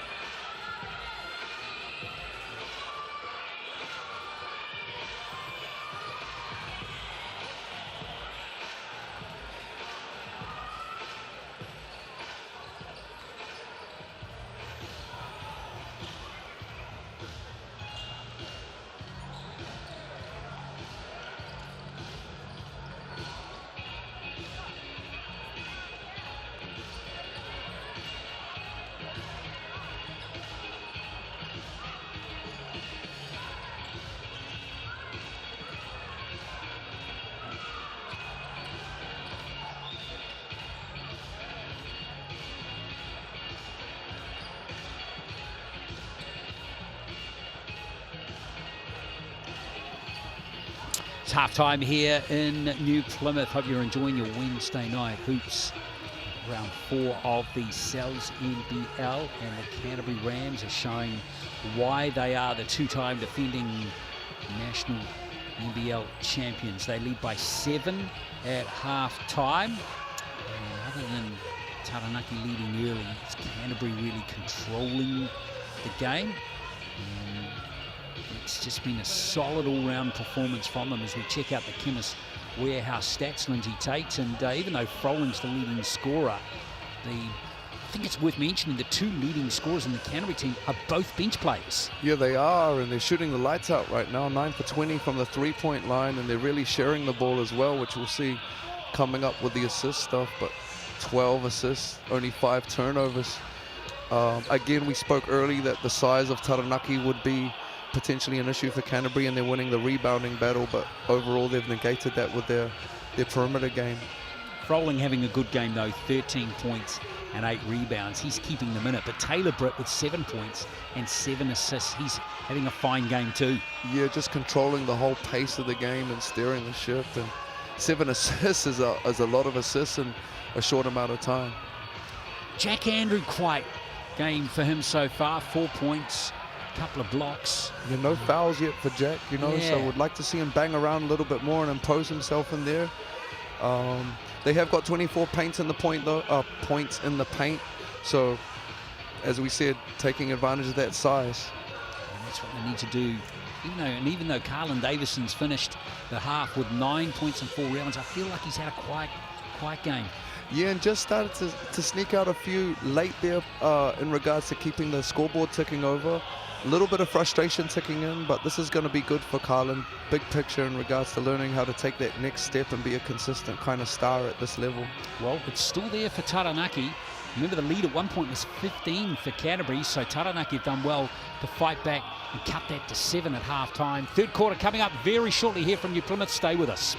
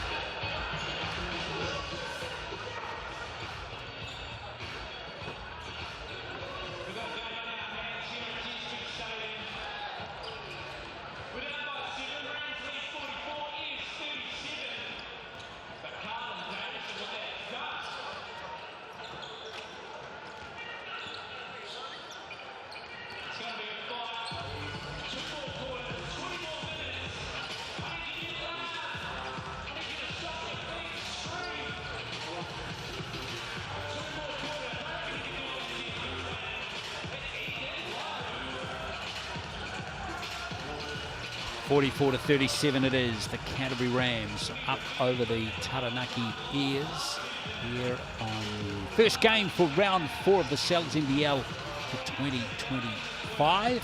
Remember, both teams are 3-1 in the competition. The NBL continues tomorrow with the Saints playing the Franklin Bulls. Looking forward to that one. And then we've got 2 games on Friday. The Indians play the Indian Panthers playing the Otago Nuggets, and then the Sharks hosting the Tuatara. That's the schedule for the next few days. And then on Saturday, 3 o'clock in the afternoon, Nelson play Taranaki. And also the 5 play the Hawks that day as well. Now, Canterbury, what do we know? What do we know? Well, it's only 7 points, Lindsay Tate. I wouldn't discount Taranaki. Not at all. Not at all. Play to your strengths. Harry Froling is having an influential game. Absolutely. They bridged the gap there late without their head coach, Taranaki, so I feel like they just started to catch their rhythm, almost like halfway through a boxing match here, you know, the 6th round, catch your breath and come out now, and I think we'll hopefully see the best version of them coming out at the start of this 3rd quarter. They've been able to manage some of that foul trouble late in the 2nd as well. A couple of their players on 2 fouls, but one thing they can't afford to do is let the Rams re-establish what they were able to get in the middle of that 2nd quarter. I feel like the Rams controlled the pace offensively and obviously lived up to, you know, their billing of being able to stretch the floor offensively with their bigs, and you're right, it's Taranaki's job to negate that with their size and the style that they play in. From what I've seen, they pump that thing inside here in the second half. They can get into the bonus early and really take advantage of that size and that skill that they've got in there. So things to look out for sure. Harry Froling is certainly, it seems to me, to be the one player that the Rams are having difficulty controlling. For sure, just his size and skill, just brute size and skill, but I'm pretty sure if Jack Andrew and Carlin Davison start imposing their will down there in the same fashion, that they'll get the same result. So be interesting watch heading into this 3rd quarter for Taranaki. Max Starling's going to start this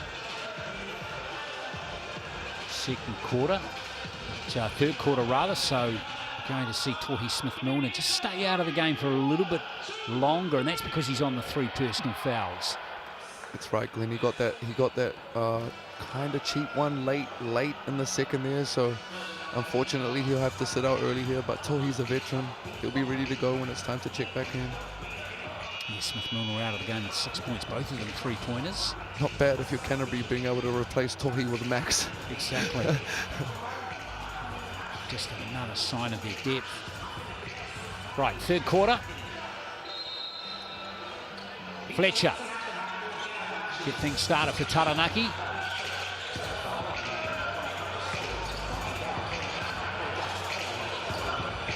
Here's Davison. Davison going to work early. And I like that. Straight away they run a play to get Carlin downhill to his strong hand and a little bit of energy off the O board. So I really like that stuff from Taranaki. So Davison going to the Chemist Warehouse strike for 2. That's good commitment from Davison too there, Lindsay. He could have not muscled up there, but he did nicely. Absolutely. You see 3 red shirts, and Carlin, one of the best athletes that we've got around here, so he's going to keep battling the whole night through. He's missed both free throws though, which is disappointing for Taranaki. I think he rushed those a little bit, just eager to get this thing going. Well, it's 3 from 5 in the game for him now. He missed there. See Froling kind of baiting Bowen into taking that 3. Brown kicking it over to Isaac. And there's Froling with another rebound. He's got 9 in the game. Needs 1 more rebound for a double-double. Kaya's yet to find the hoop for the Rams. Hasn't had a lot of offensive looks, but still trying to get that thing going from the perimeter. He's been going 15 points per game too in the NBL this season. He's had a great last 3 games for them, Kaya Isaac. Foxwell. Froling for 3. It's good defense by Canterbury again. A great scramble there to contest on the three-point shooter. Britt with the rebound, gets the screen from Bowen. Nice little play into Bowen. Must have been in his key for almost 3 seconds there as Darling misses the three. Good hard rebound taken by Taylor Britt. Taylor Britt gets the little point guard, gets a rebound over three significantly bigger players there. Oh, he took the three up but couldn't nail it. Jack Andrew with the rebound.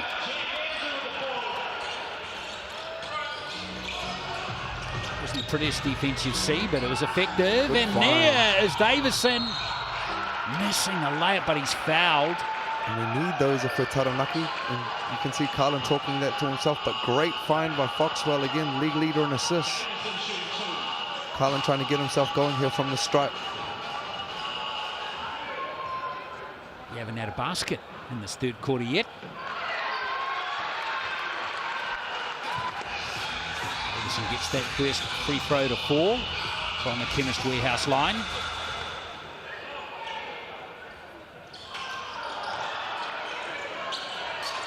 But not the second, as we see Britt handle for Canterbury. Isaac. Oh, the rotation of the passing again, isn't it? It's Taylor Britt. Isaac. Looking for Bowen, puts up the shot himself, and Isaac gets his first 2 of the game. Get himself going, 2 feet in the paint, and the lefty there just rised up and knocked him down. Great sign for Kaya Isaac here early in the third. It's taking Canterbury 2 minutes to score, though. The big fella showing his handle on the perimeter. And there's some attention from Max Darling. Here is Carlin Davison for 3. Well away that time, but Taranaki catch a break. Interesting one there from Carlin. Kind of contested 3 relatively early in the clock, and you see he's a little bit frustrated talking to Mikey Graham there. Because that didn't touch the rim, so there's only 4 on the shot clock. And Walter Brown is a pest. You can see he's been locked in since he came back. Enjoying being a pest. Turned over from the inbound pass. And speaking of Brown, here he goes. Could have been a lay if he put that thing up higher, I think, Carlin, on that one. Oh, Britt doing a number on Davison. Davison gets the They rebound. got lucky there. Harry Frolling is what we call a drop defense, where the big kind of hangs back and Taylor's getting to that spot. That's beautiful from Davison. That's more like it from him. That's it, playing downhill, putting that big body on Walter Brown and using that athleticism to extend and finish. What I like there, Lindsay, is that he's backing himself. And maybe that's one thing we didn't see from him early enough in this game. Absolutely, and I think maybe a little bit of that was to do with the foul trouble, but you know, when you're that big and skilled and athletic, and you've got a slightly smaller defender on you, you need to put your shoulder down and be aggressive. Right now, it's just a bit of a mental game at the free throw line with young Carlin. It is indeed. He was 3 from 3 before half-time, and now he's missed 4 free throws in the second half as Brown pulls up. There's that drops again. They'll give that shot up, and Canterbury's getting some great looks. They're just not knocking him down right now. Rolling. That's the second one. He looked they've like a missed. ballerina. Oh, he missed it though. Here's Britt over to Isaac. Good Lovely pass find. to Smith-Milner, and Smith-Milner gets it. Now Froling just missed one like that at the other end of the court. You're right. 2 feet. He just kept that thing up strong and finished off the glass. Taranaki giving themselves opportunities to come back into this game. Absolutely. They just keep getting that thing to 6 and just keeps bouncing back out on them again. Stack up a few more positions. Great find by Fletcher there. Whew. What about that pass?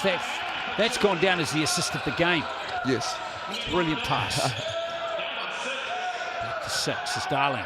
There's Isaac, goes baseline. That's good play from him. And there's Smith-Milner from the corner.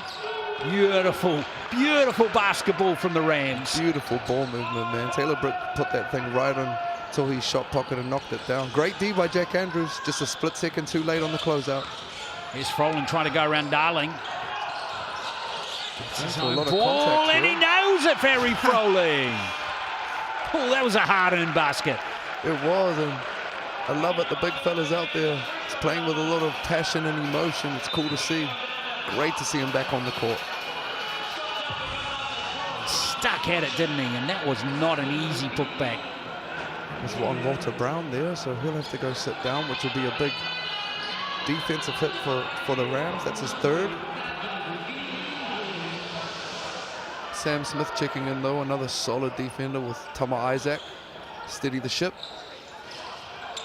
Free throws. Doesn't drop there from the Chemist Warehouse line. It's 5 or 6 that they've left at the line right now in a 7-point game. 8 for 17 in the game now. So just under 50% for Taranaki. Great find. Smith from the corner. That's where Smith Milner was just a moment ago. Pocket has been killing Taranaki since the Rapid League. They're really going to need to figure that one out. Hopefully Coach Andrew Green will have some solutions for them in this timeout. Baseline penetration and corner three-point shooters right now really hurting Taranaki. That's the 11th three-pointer in the game for the Canterbury Rams, and we can tell you that Taranaki have just two. And they're shooting at over a 40% clip in-game, which from the three-point line is pretty impressive from this young Rams group. This is a frustrating thing for Andrew Green and the rest of the Taranaki team. They're giving themselves opportunities to cut this gap, only to let it slip. Yeah, a few couple missed layups, and really the free throw line right now, they're doing what they need to do. They're getting the ball inside and they're getting the foul calls. One thing that isn't their bonus, hopefully they'll beat Taranaki to the bonus free throw wise and get to shoot some free throws late in this quarter with the clock stopped. Just one correction too, folks, is Walter Brown's actually sitting down on 4 fouls. Okay. Not 3. That would make sense, but he had to go sit down early. And that last one, you could tell it was a tough one. Stuck his hand in the cookie jar and got caught. You know, that just gives Sam Smith an opportunity to come into the game and do his thing. Which I'm sure he'll do with great aplomb. Here is Foxwell. He back out to 10. Remember, it was 7 at halftime. Here's Andrew. Post up here on Smith Milner. Love that by Andrew. Love that by Andrew. Got great position down low, was patient. Smith Milner wasn't going to become aggressive there because he's out there on 3 fouls as well. Absolutely. So might as well exploit it. Got moved by Isaac, not to drop. Here comes Davison. Looking to fly past Smith Milner. Now, has that gone on Darling or has it gone on Smith Milner? Anyway, it's going to be Carlin Davison to go to the line again. Chemist Warehouse stripe. I think this will be the 4th time already that Carlin's gone to the line. I love what he's doing and getting to the paint and being aggressive. Knock a few of these down and we'll be right where we need to be. There you go, young fella. 5 from 9 now from the Chemist Warehouse line in the game. There ain't nothing better than stopping the clock and getting some freebies when you're down. Looked like it was on Max Starling, that last foul.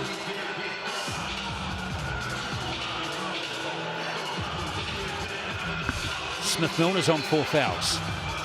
Yes, there's some serious foul trouble here. We'll see if sometimes we see those adjusted, but at the moment, 2 starters, 2 of their key starters for the Rams, size-wise, and 4 fouls. And Smith Milner must be on 3 fouls because he's still out there. Kind of been harping on it all game, though. They don't really have anyone else to throw in size-wise. Taranaki's so big, so this is the chess match right now. Smith Milner at the other end of the court, and that's going to be a counter for Smith Milner. Surely Coach Clinton would pull him. He was on 4 fouls. Just when you're bridging that gap, they bump it back out again. Harry Froling checking back in here for Quinton Bailey. Just gave up that last one there to Tohi. Just when they get it to 6, back out to 8, and Tohi's at the line, stretch it out to 9 again. This is the 3-point play from the Chemist Warehouse line. A strong rebound taken by Davison. He came flying in there. There we are, that's his 10th rebound. 14 points for Carlin Davison. Another double-double early on. It's Davison again, working away. Tough basket for him to make. Jack Andrew almost got the putback, and here comes Bowen. Lovely rotation from Isaac. Smith back to Isaac again. That's higher Isaac. He's got the mismatch with the big fella right here. He's forcing him to a strong hand. Isaac pulls up. Oh, yes. Just get into that pocket with the big fella, and that's what it is there. He does his darts. That's nice from Kaya getting going here. Back to a double-digit lead, and Smith Milner is on 3 fouls. Just clarifying that as we see Froling working on Bowen. It was well defended by Canterbury as Bowen comes down court. Good find. Smith Milner for 3 again. That was more in than out, wasn't it? Everything but. Yeah, that's a tough one to take if you're Tohi. Foxwell. Andrew right there, kicks it out to Davison. Froling for 3. And Smith Milner with a rebound. Going to be pushing the pace here. You see Taranaki is just a little bit on the back foot. There's a charge. Offensive foul. Not against Tama Isaac.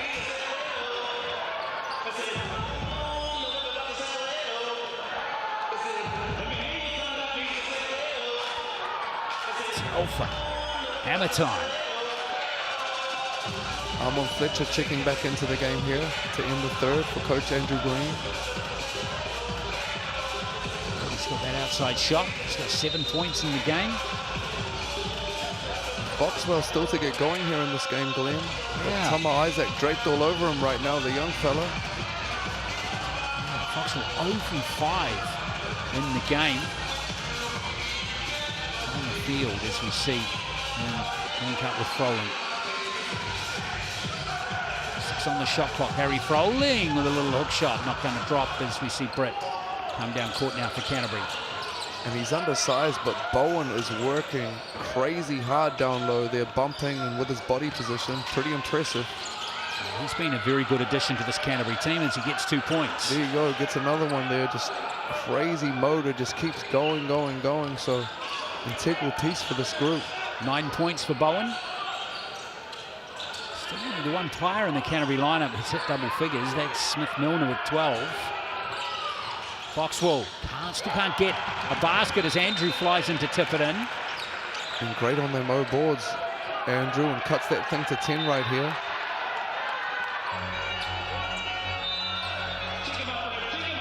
Max Starling check back in for Smith Milner. Yeah, smart play there by Quinn. You know, Tohi's beaten hot, but he doesn't want to pick up his 4th. Headed into the 4th quarter, so can buy him a couple minutes here on the bench. Owen. Brett. Oh, the outside shooting just continues to roll. That's Tama Isaac getting another triple for Canterbury. There's a foul by Kaya Isaac. And Tama Isaac just knocking down that corner 3, and you see a little bit of chirp and bump going on out there. Really like it from this young group, not taking any backward steps. Isaac up to 11 points, shooting the ball at 50%. Coming off a big couple of games as well, Tama, so constantly growing in front of our eyes. He's looking very comfortable out there, isn't he? 12 from 27 from beyond the arc in this game are the Canterbury Rams as Fletcher. Now both these free throws from the Chemist Warehouse line, which he has done so. Yeah, the strike helping keeping Taranaki in this 3rd quarter. Although they're 12 from 21, even then that's 9 points given up.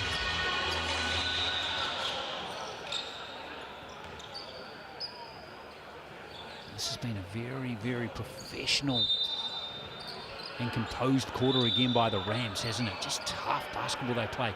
19 to 16. Doesn't sound like a lot though, does it?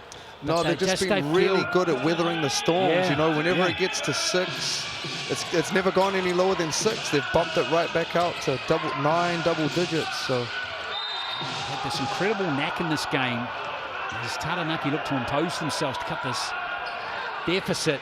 They've got an ability to score a basket just when they need to. Is that Carlin there that picked up a foul? He's checking out right here. See if we can Yeah, on the reach in there. 3rd foul for Davison. Super impressed with Tama Isaac. Wow, just 18 years of age. Doesn't turn 19 till December. Just looks so at ease and comfortable out there. He does. He carries himself on the court, a lot older than his biological age, young Tama. Physically very strong, but he thinks the game as well. So you can see him out here right now. He's playing against an ANBL guard, and he does not look out of place at all. 13 points for Tama Isaac. He's 100% from beyond the arc. 3 rebounds and 3 assists as well. Not bad for the 18-year-old off the bench for Canterbury. And most impressive thing to me, he actually came out and he wasn't playing great to start, and that's where a lot of young fellas fall off and get caught in that. But he totally just kept it moving and has had a great game. Here comes Taranaki on the fast break. Here's Jack Exeter with his first taste of action in the game. Great duck in by Bailey. A bit short on the shot though. Here comes Tama Isaac. Smart play by Tama there, just taking the air out of the ball. Britt. Still going to be Canterbury ball with 13 on the shot clock. And again, what a luxury for a young Canterbury Rams team to have a young veteran like Taylor Britt just out there. You could see, you know, when it's time to be aggressive, he puts the foot down, and then when it's time to spread the love, he does that as well. So real lucky on the court, and also I'm sure he's teaching all these young guards what time it is, you know. They've got a 15-year-old over there on the bench that I'm sure is soaking everything up. Luxury of riches for Canterbury. They have just been silky smooth. They're a tough team to beat, aren't they? They're going to be real tough if they keep shooting like this, 12 for 27, you know, almost 45% from the three-point line. That's real tough. And a lot of those are bigs, which makes it even harder to defend because you're asking big guys to get onto the perimeter where they're not usually used to be running around.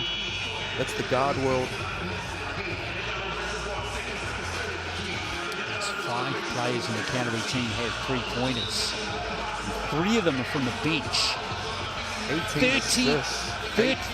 30 points from the bench. 30 points compared with 4 from Taranaki. And there it is. There's the depth. And again, so many of those guys coming off the bench are so young.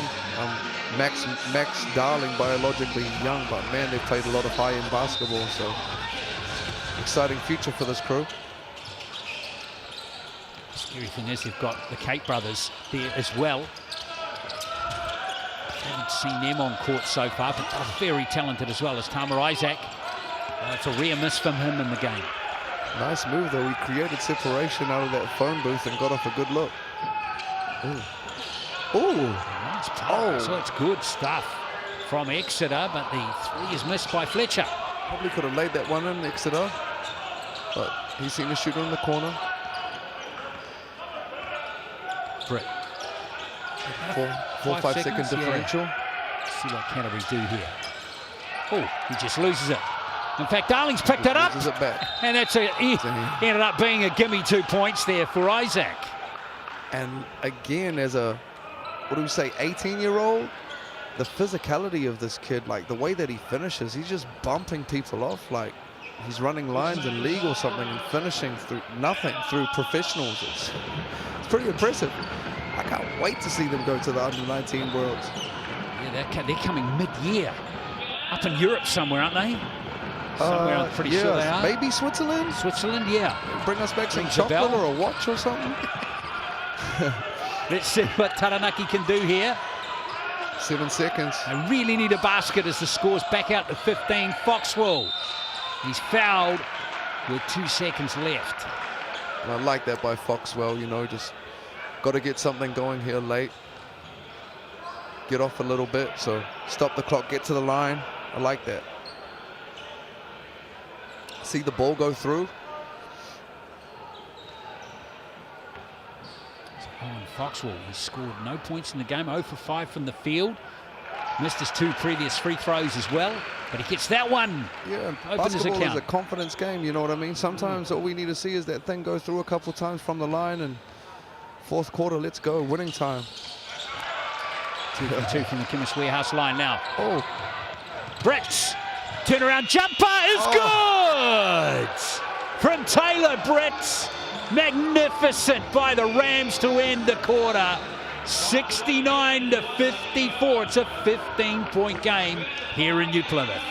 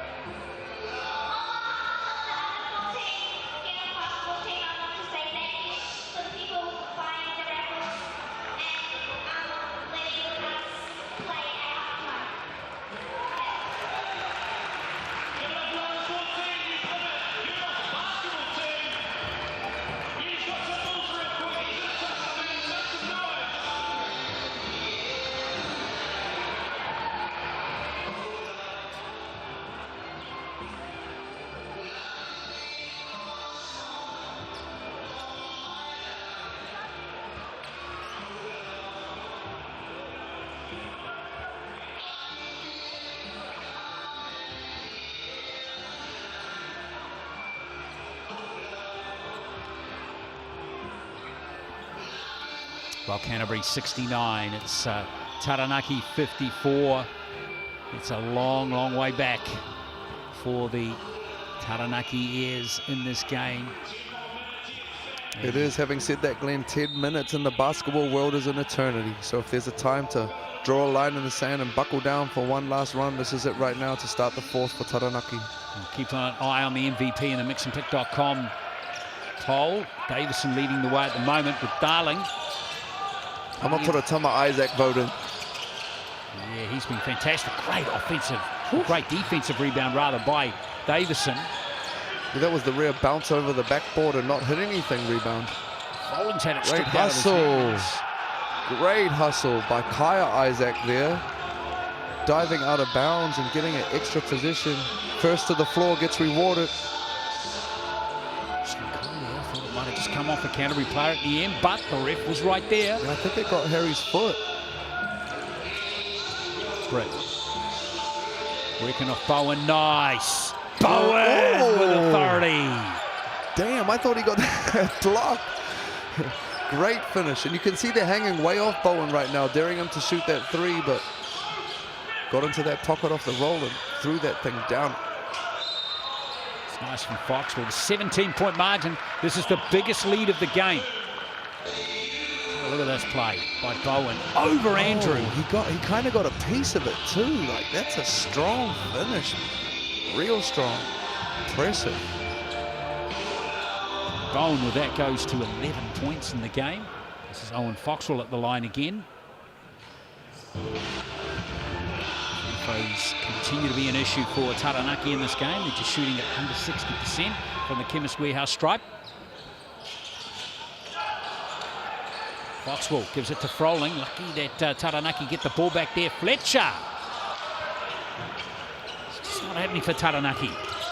Nah, just a few pot shots here from Taranaki. And again, Foxwell's way too good a shooter to be leaving these on the board late in the game and then just fire up a three. Isaac. Tama Isaac. Still does well enough to get a foul there, the 18-year-old. And again, tough call, but this is what we do as guards. Our job is to force the referees into making these tough 50-50 calls, and we're selling them and trying to get to the stripe. So great job by Tama there, earning him a couple of free throws.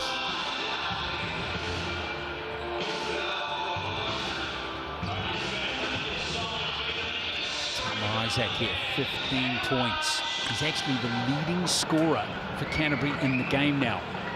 Off the bench in limited minutes. About as many points as minutes right now for the young fella.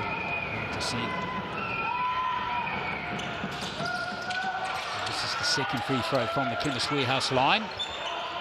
So he'll stay on 16.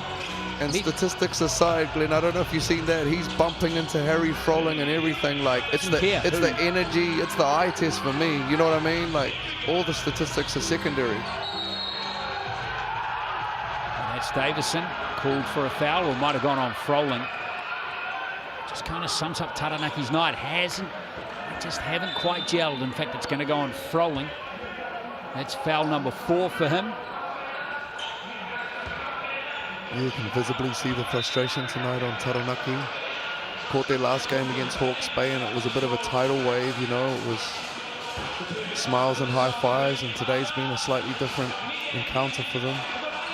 Completely different. In fact, Canterbury are doing almost to Taranaki what Taranaki were doing to Hawke's Bay. You're right, they've just kind of worn them down, and their depth, obviously, you look at the bench differential right now, and Canterbury's significantly up in bench points for a team that's way bigger as well. Canterbury's done a great job of hanging in there on the boards this evening.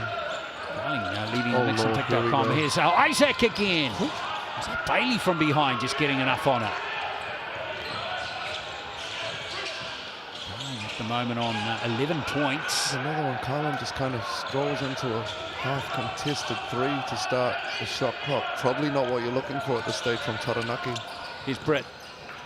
Pulls up. Mid-range jumper is good from Taylor Britt. He has 11. Here's Mr. Steady Taylor Britt. He's the 5th player to get double figures now for Canterbury in the game. And that's a really impressive stat there. We're not even, what, 2-3 minutes into the fourth quarter, and 5 of their players have double digits. Not all of them starters. Well, 2 of them are not starters. And you're so significantly up in bench points. This is a crazy deep group right now. Here's Britt again. He's got that switch. Going around Andrew like he's not even there. And there's Bowen tidying up for 2 more. This guy Bowen just doesn't get tired. He just keeps, I can see why Dean Vickerman's got him out there. He just keeps going defensively, rebounding, running lanes. 13 points for Bowen. And 8 rebounds. Actually, time for the rebound lead for Canterbury in the game with Tory Smith-Milner.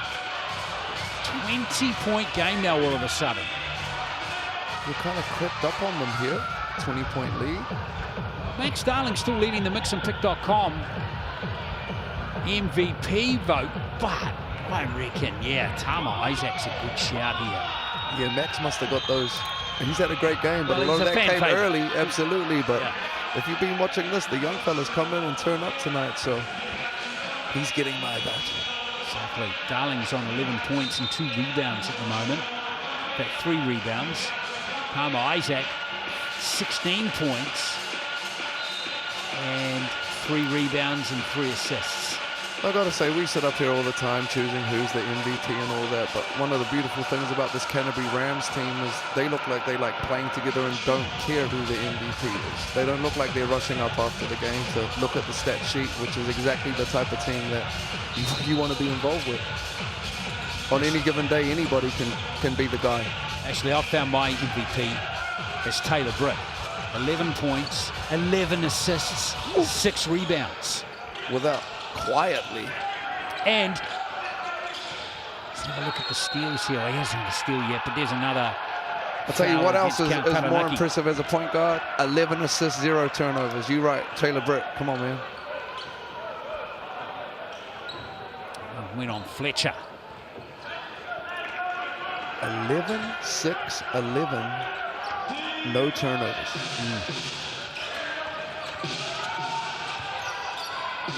Smith-Milner in the corner. Not to be this time. Say, don't turn the ball over, Taylor. Someone tell him.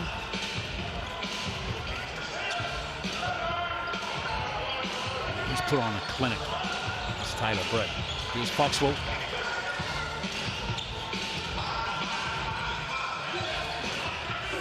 Foxwell again. Trying to work off Andrew. Now Fletcher looking to get aggressive, and that's a nice drive. 2 points for Fletcher. Quick out there by Tohi to Taylor. He'll just take the air out of the ball here.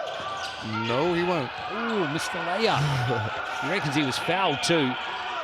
There's probably a good chance he is, because Taylor does not talk a whole lot to the referees. Andrew can't get the kiss off the glass, but he's been fouled by Kyle Isaac. Great find there. I like that by Jack. You know, catches that thing deep in the charge circle, keeps it up high. Would love to get an and one here, but he'll go to the line for 2 with the clock stop. Walter Brown checking back in here. He's got 1 foul. Well, he doesn't really have 1 foul. He gets one foul and he's done. Taranaki have only scored 2 points in this quarter. That'll help them. Make that 3 now with Jack Andrew nailing that free throw. Double them up here. Yes, sir. Gets 2 from 2 from his first visit to the Chemist Warehouse line in the game.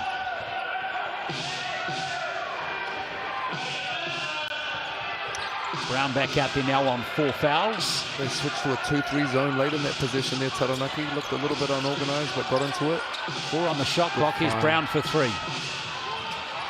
Gets his own rebound, Walter Brown. And again, like, you can't give that up in a zone, but at that stage of the game, if Taranaki wanted any chance, they need to get those stops. Watch out. Ooh. Davison creates space for the jam. He's up to 16.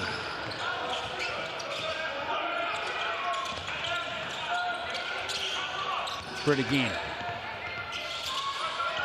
Ooh. Here comes That Taranaki. first turnover for Taylor. Exactly. Fletcher for 3. Smith-Milner taps it. Tohi. Here comes Isaac. He's a strong guard right here. Oh, stop it. That's an 18-year-old. Great finish. And a Pound technical foul as well. on the bench.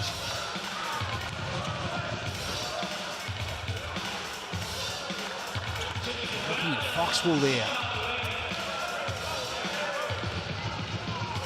Tick on Taranaki. Oh, sorry, on Canterbury. Yeah, Canterbury. Must have been on Canterbury. Just trying to see who that was on. We'll get that information for you shortly. Young fella played through a little bit of contact, so someone had his back on the complaints. How about the basket from Isaac? That was tough. I've seen a lot of that last year in the high school space, so welcome to the show, guys. How can you see a technical foul by a player? He's just got the basket in, but maybe he was just convinced he was fouled. They gave it to him? Well, we're just waiting for the information to pop up here on our stat screen. Bowen and Walter Brown have gone sit down here. 5 minutes left on the clock, up 20. Walter Brown's actually got 5 fouls, so maybe he copped the foul. He must have got fouled out on a tick. Yeah. Looking out for the young fella. Your shout tonight, Tama. Yeah, that's correct, and we can now confirm it. Walter Brown picked up the technical foul. So Sam Smith will check in. Walter Brown fouling out with 4 points and 5 rebounds. I don't think that reflects his impact on the game, though, Glenn. No. He spoke defensively, energy-wise, communication, all that. I think he was on Carlin for large parts of this game early on and negated some of his effectiveness. So Canada will be happy to have young Walter Brown back in the mix. Young too, he's still only 21. They're all so young. I mean, how old? Taylor Britt's probably one of the old, I mean, Tohi, but Taylor Britt's one of the old ones, but he's young as well. 28. Young veterans. There's Darling getting another 3-pointer. Max has been shooting the lights out the last couple games. This is fourth tonight. 14 points. Bench points now 38 for Canterbury to 4 for Taranaki. Again, Bailey. a little bit skewed, Glenn, because you've got a tall black breakers coming off the bench, but that's their bench, so. Yeah. Telfer and Bailey are the only 2 players to score bench points for Taranaki, 2 each.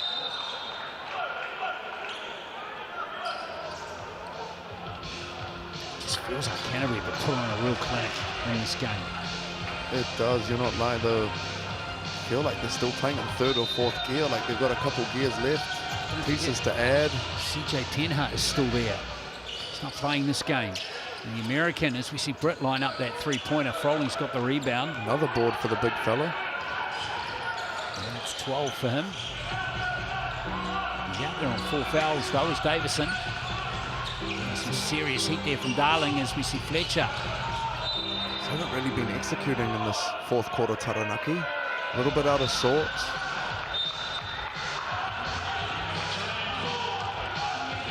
Fletcher convinced to touch the Canterbury arm, but no. According to referee Sam Pan. Here comes Darling. Still working up these set plays, aren't they? Yeah, Look Canterbury so great at comfortable this, offensively you know. in this game. They're going to keep building their stuff, keep working on their style, keep building their depth. Oh, that just typifies how they played this game. Offensively, they have just been so in sync the whole time. Another corner 3, wide open. High Isaac. Great ball movement. You know, Canterbury can basically give those baskets away now with this massive lead. 23 points as Britt. Smith. There's a little reach around by Carlin Davison. Another foul on him. That's his 4th. They haven't changed up a whole lot defensively here, Taranaki. A little bit of zone for a few positions here and there, but pretty much stayed in the same stuff, playing out of that drops, and Canterbury's guards have been able to pick that apart, get into those pockets and explore and make reads.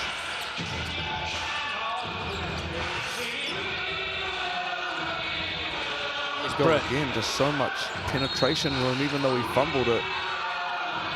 There's not much resistance there for Canterbury's guards to get into the paint.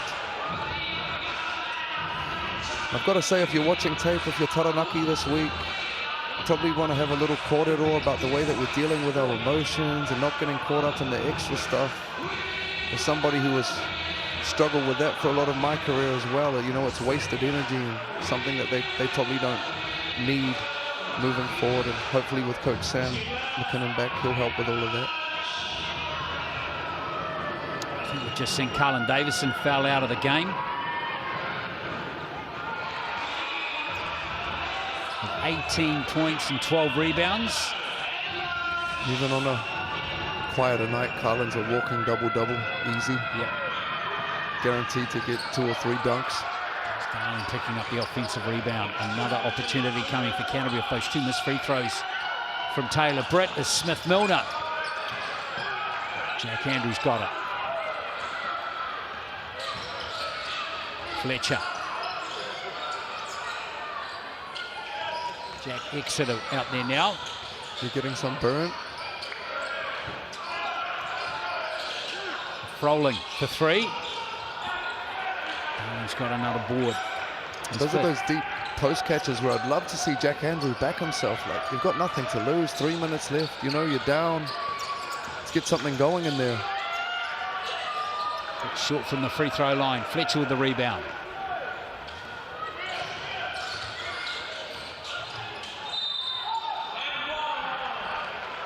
To be Kai Isaac gives up the foul for Canterbury. That's his 5th foul. So he fouls out with 7 points and 3 rebounds. 3 players have now fouled out of the game. Walter Brown, Kai Isaac and Carlin Davison.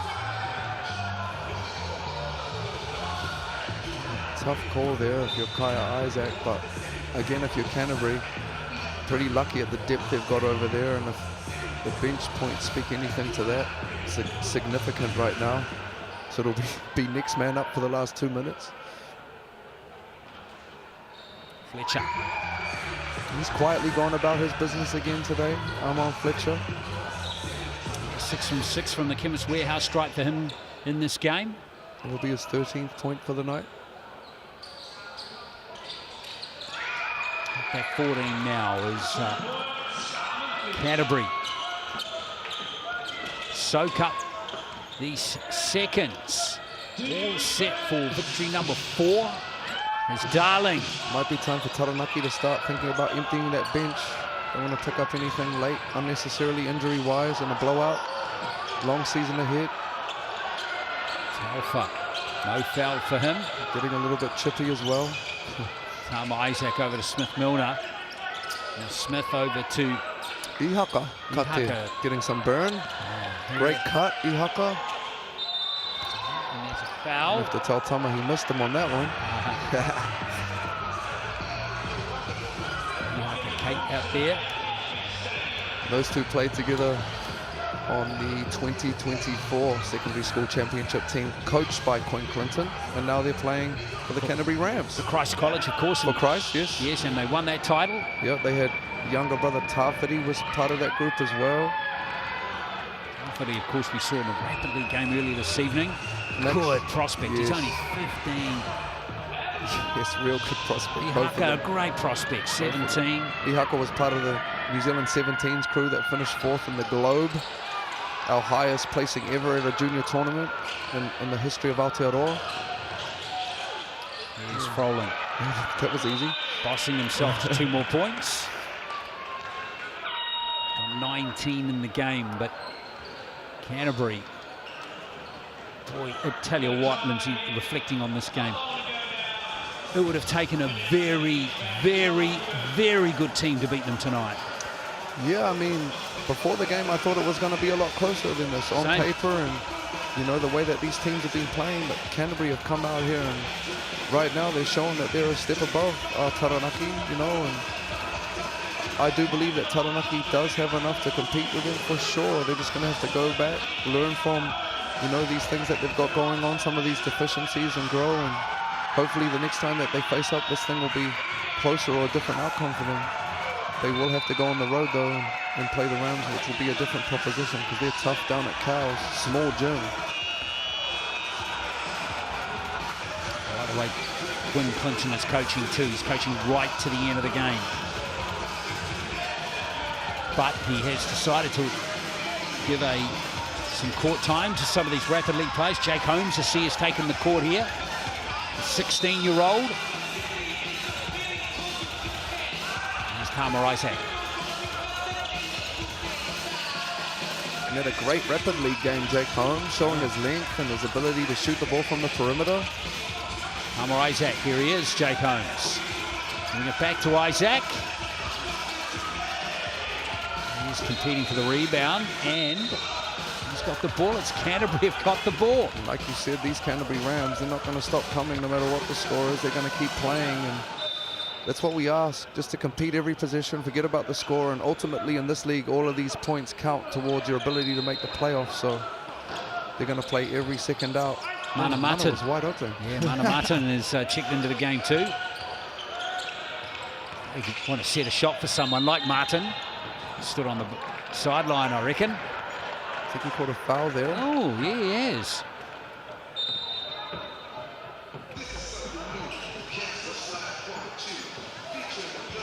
Here's a young 15-year-old. We got Tafiri Katia checking into a National League game. Great to see the development of the Canterbury Rams. That's his second appearance in the NBL. Playing with his brother too, that's cool. Self whacks it into the leg there. Tafiri and Ihaka. And then you've got the Isaac brothers as well that have already done it on a high level, so salute. It's a shame Kaya fell out. You could have two sets of brothers out there. That'd be a bit on the short side, but you know what I mean? Be fun. Maybe we'll see that later in the game. Here's Fletcher. And here come Canterbury with one of their last plays of the game. This is Ihaka Kate. Martin out to Holmes. Mana Martin, another top prospect coming out of Canterbury region. Check out the ball rotation for Smith Milner.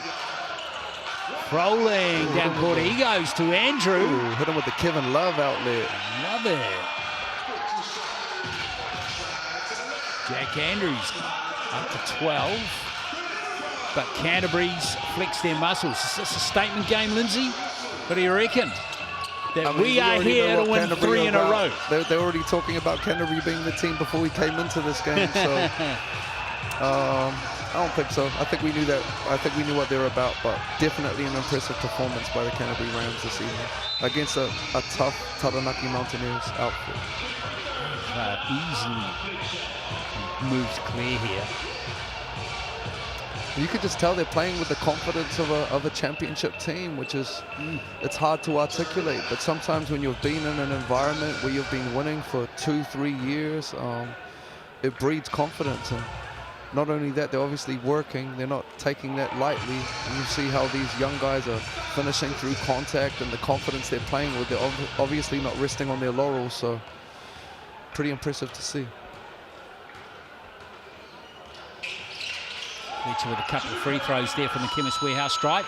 He's up to 16 points. Play a timeout from the Rams. NZ player timeout with 1.8 seconds to play.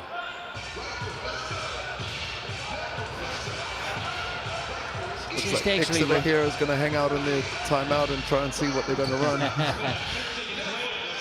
Here is the BNZ player timeout. Scan that QR code, folks. Get your ticket. Be in with a chance to win tickets to big games this season. BNZ, of course, proud supporters of New Zealand basketball, investing into the future of this great sport. Right, let's see what Canterbury do here. With one more play, who are they going to set it for? Smith Milner back to Holmes. And he's just away, Jake Holmes. But it's a comprehensive win to the Canterbury Rams over the Taranaki Airs. Final score here in New Plymouth is 87-71. Fantastic all-round performance from the Canterbury Rams. Really great depth off their bench, headlined by Tama Isaac and Max Darling, who's been named the game MVP. He's finished with 14 points and 6 rebounds. But some great numbers from Tama Isaac as well. which we'll have a look at in just a moment as we check out the Chemist Warehouse stats. And Taylor Britt, a little bit overlooked. Only 11 points, but finished with 13 assists, 6 rebounds, and only 1 turnover. Wow. Hell of a game, but super balanced attack this evening from Canterbury.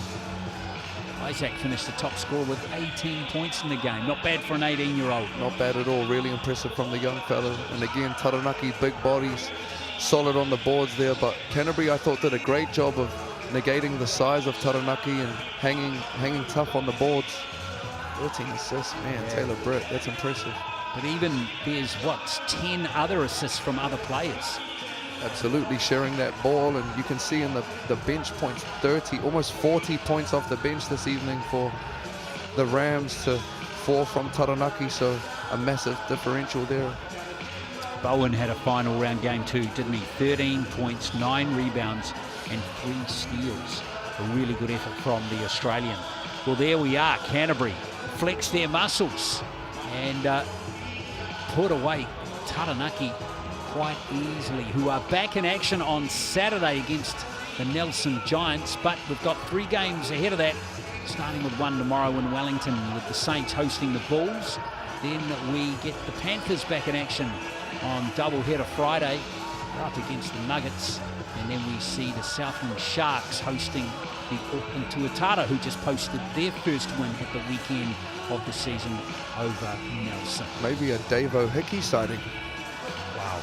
Hanging out to see him play. Can't wait to see him in action in the New Zealand League, that's for sure. Rob Lowe, of course, just come back as well. That's right. So lots to look forward to. But all the plaudits have to go to Canterbury in this game. They ground Taranaki down really well. Remember, Taranaki had been scoring at 103 points per game up until this point. They finished well south of that. Couldn't match Canterbury, who won 87-71. Thanks for joining us here on Sky Sport this evening. We'll catch you for more Cells NBL tomorrow. In the meantime, mā te wā.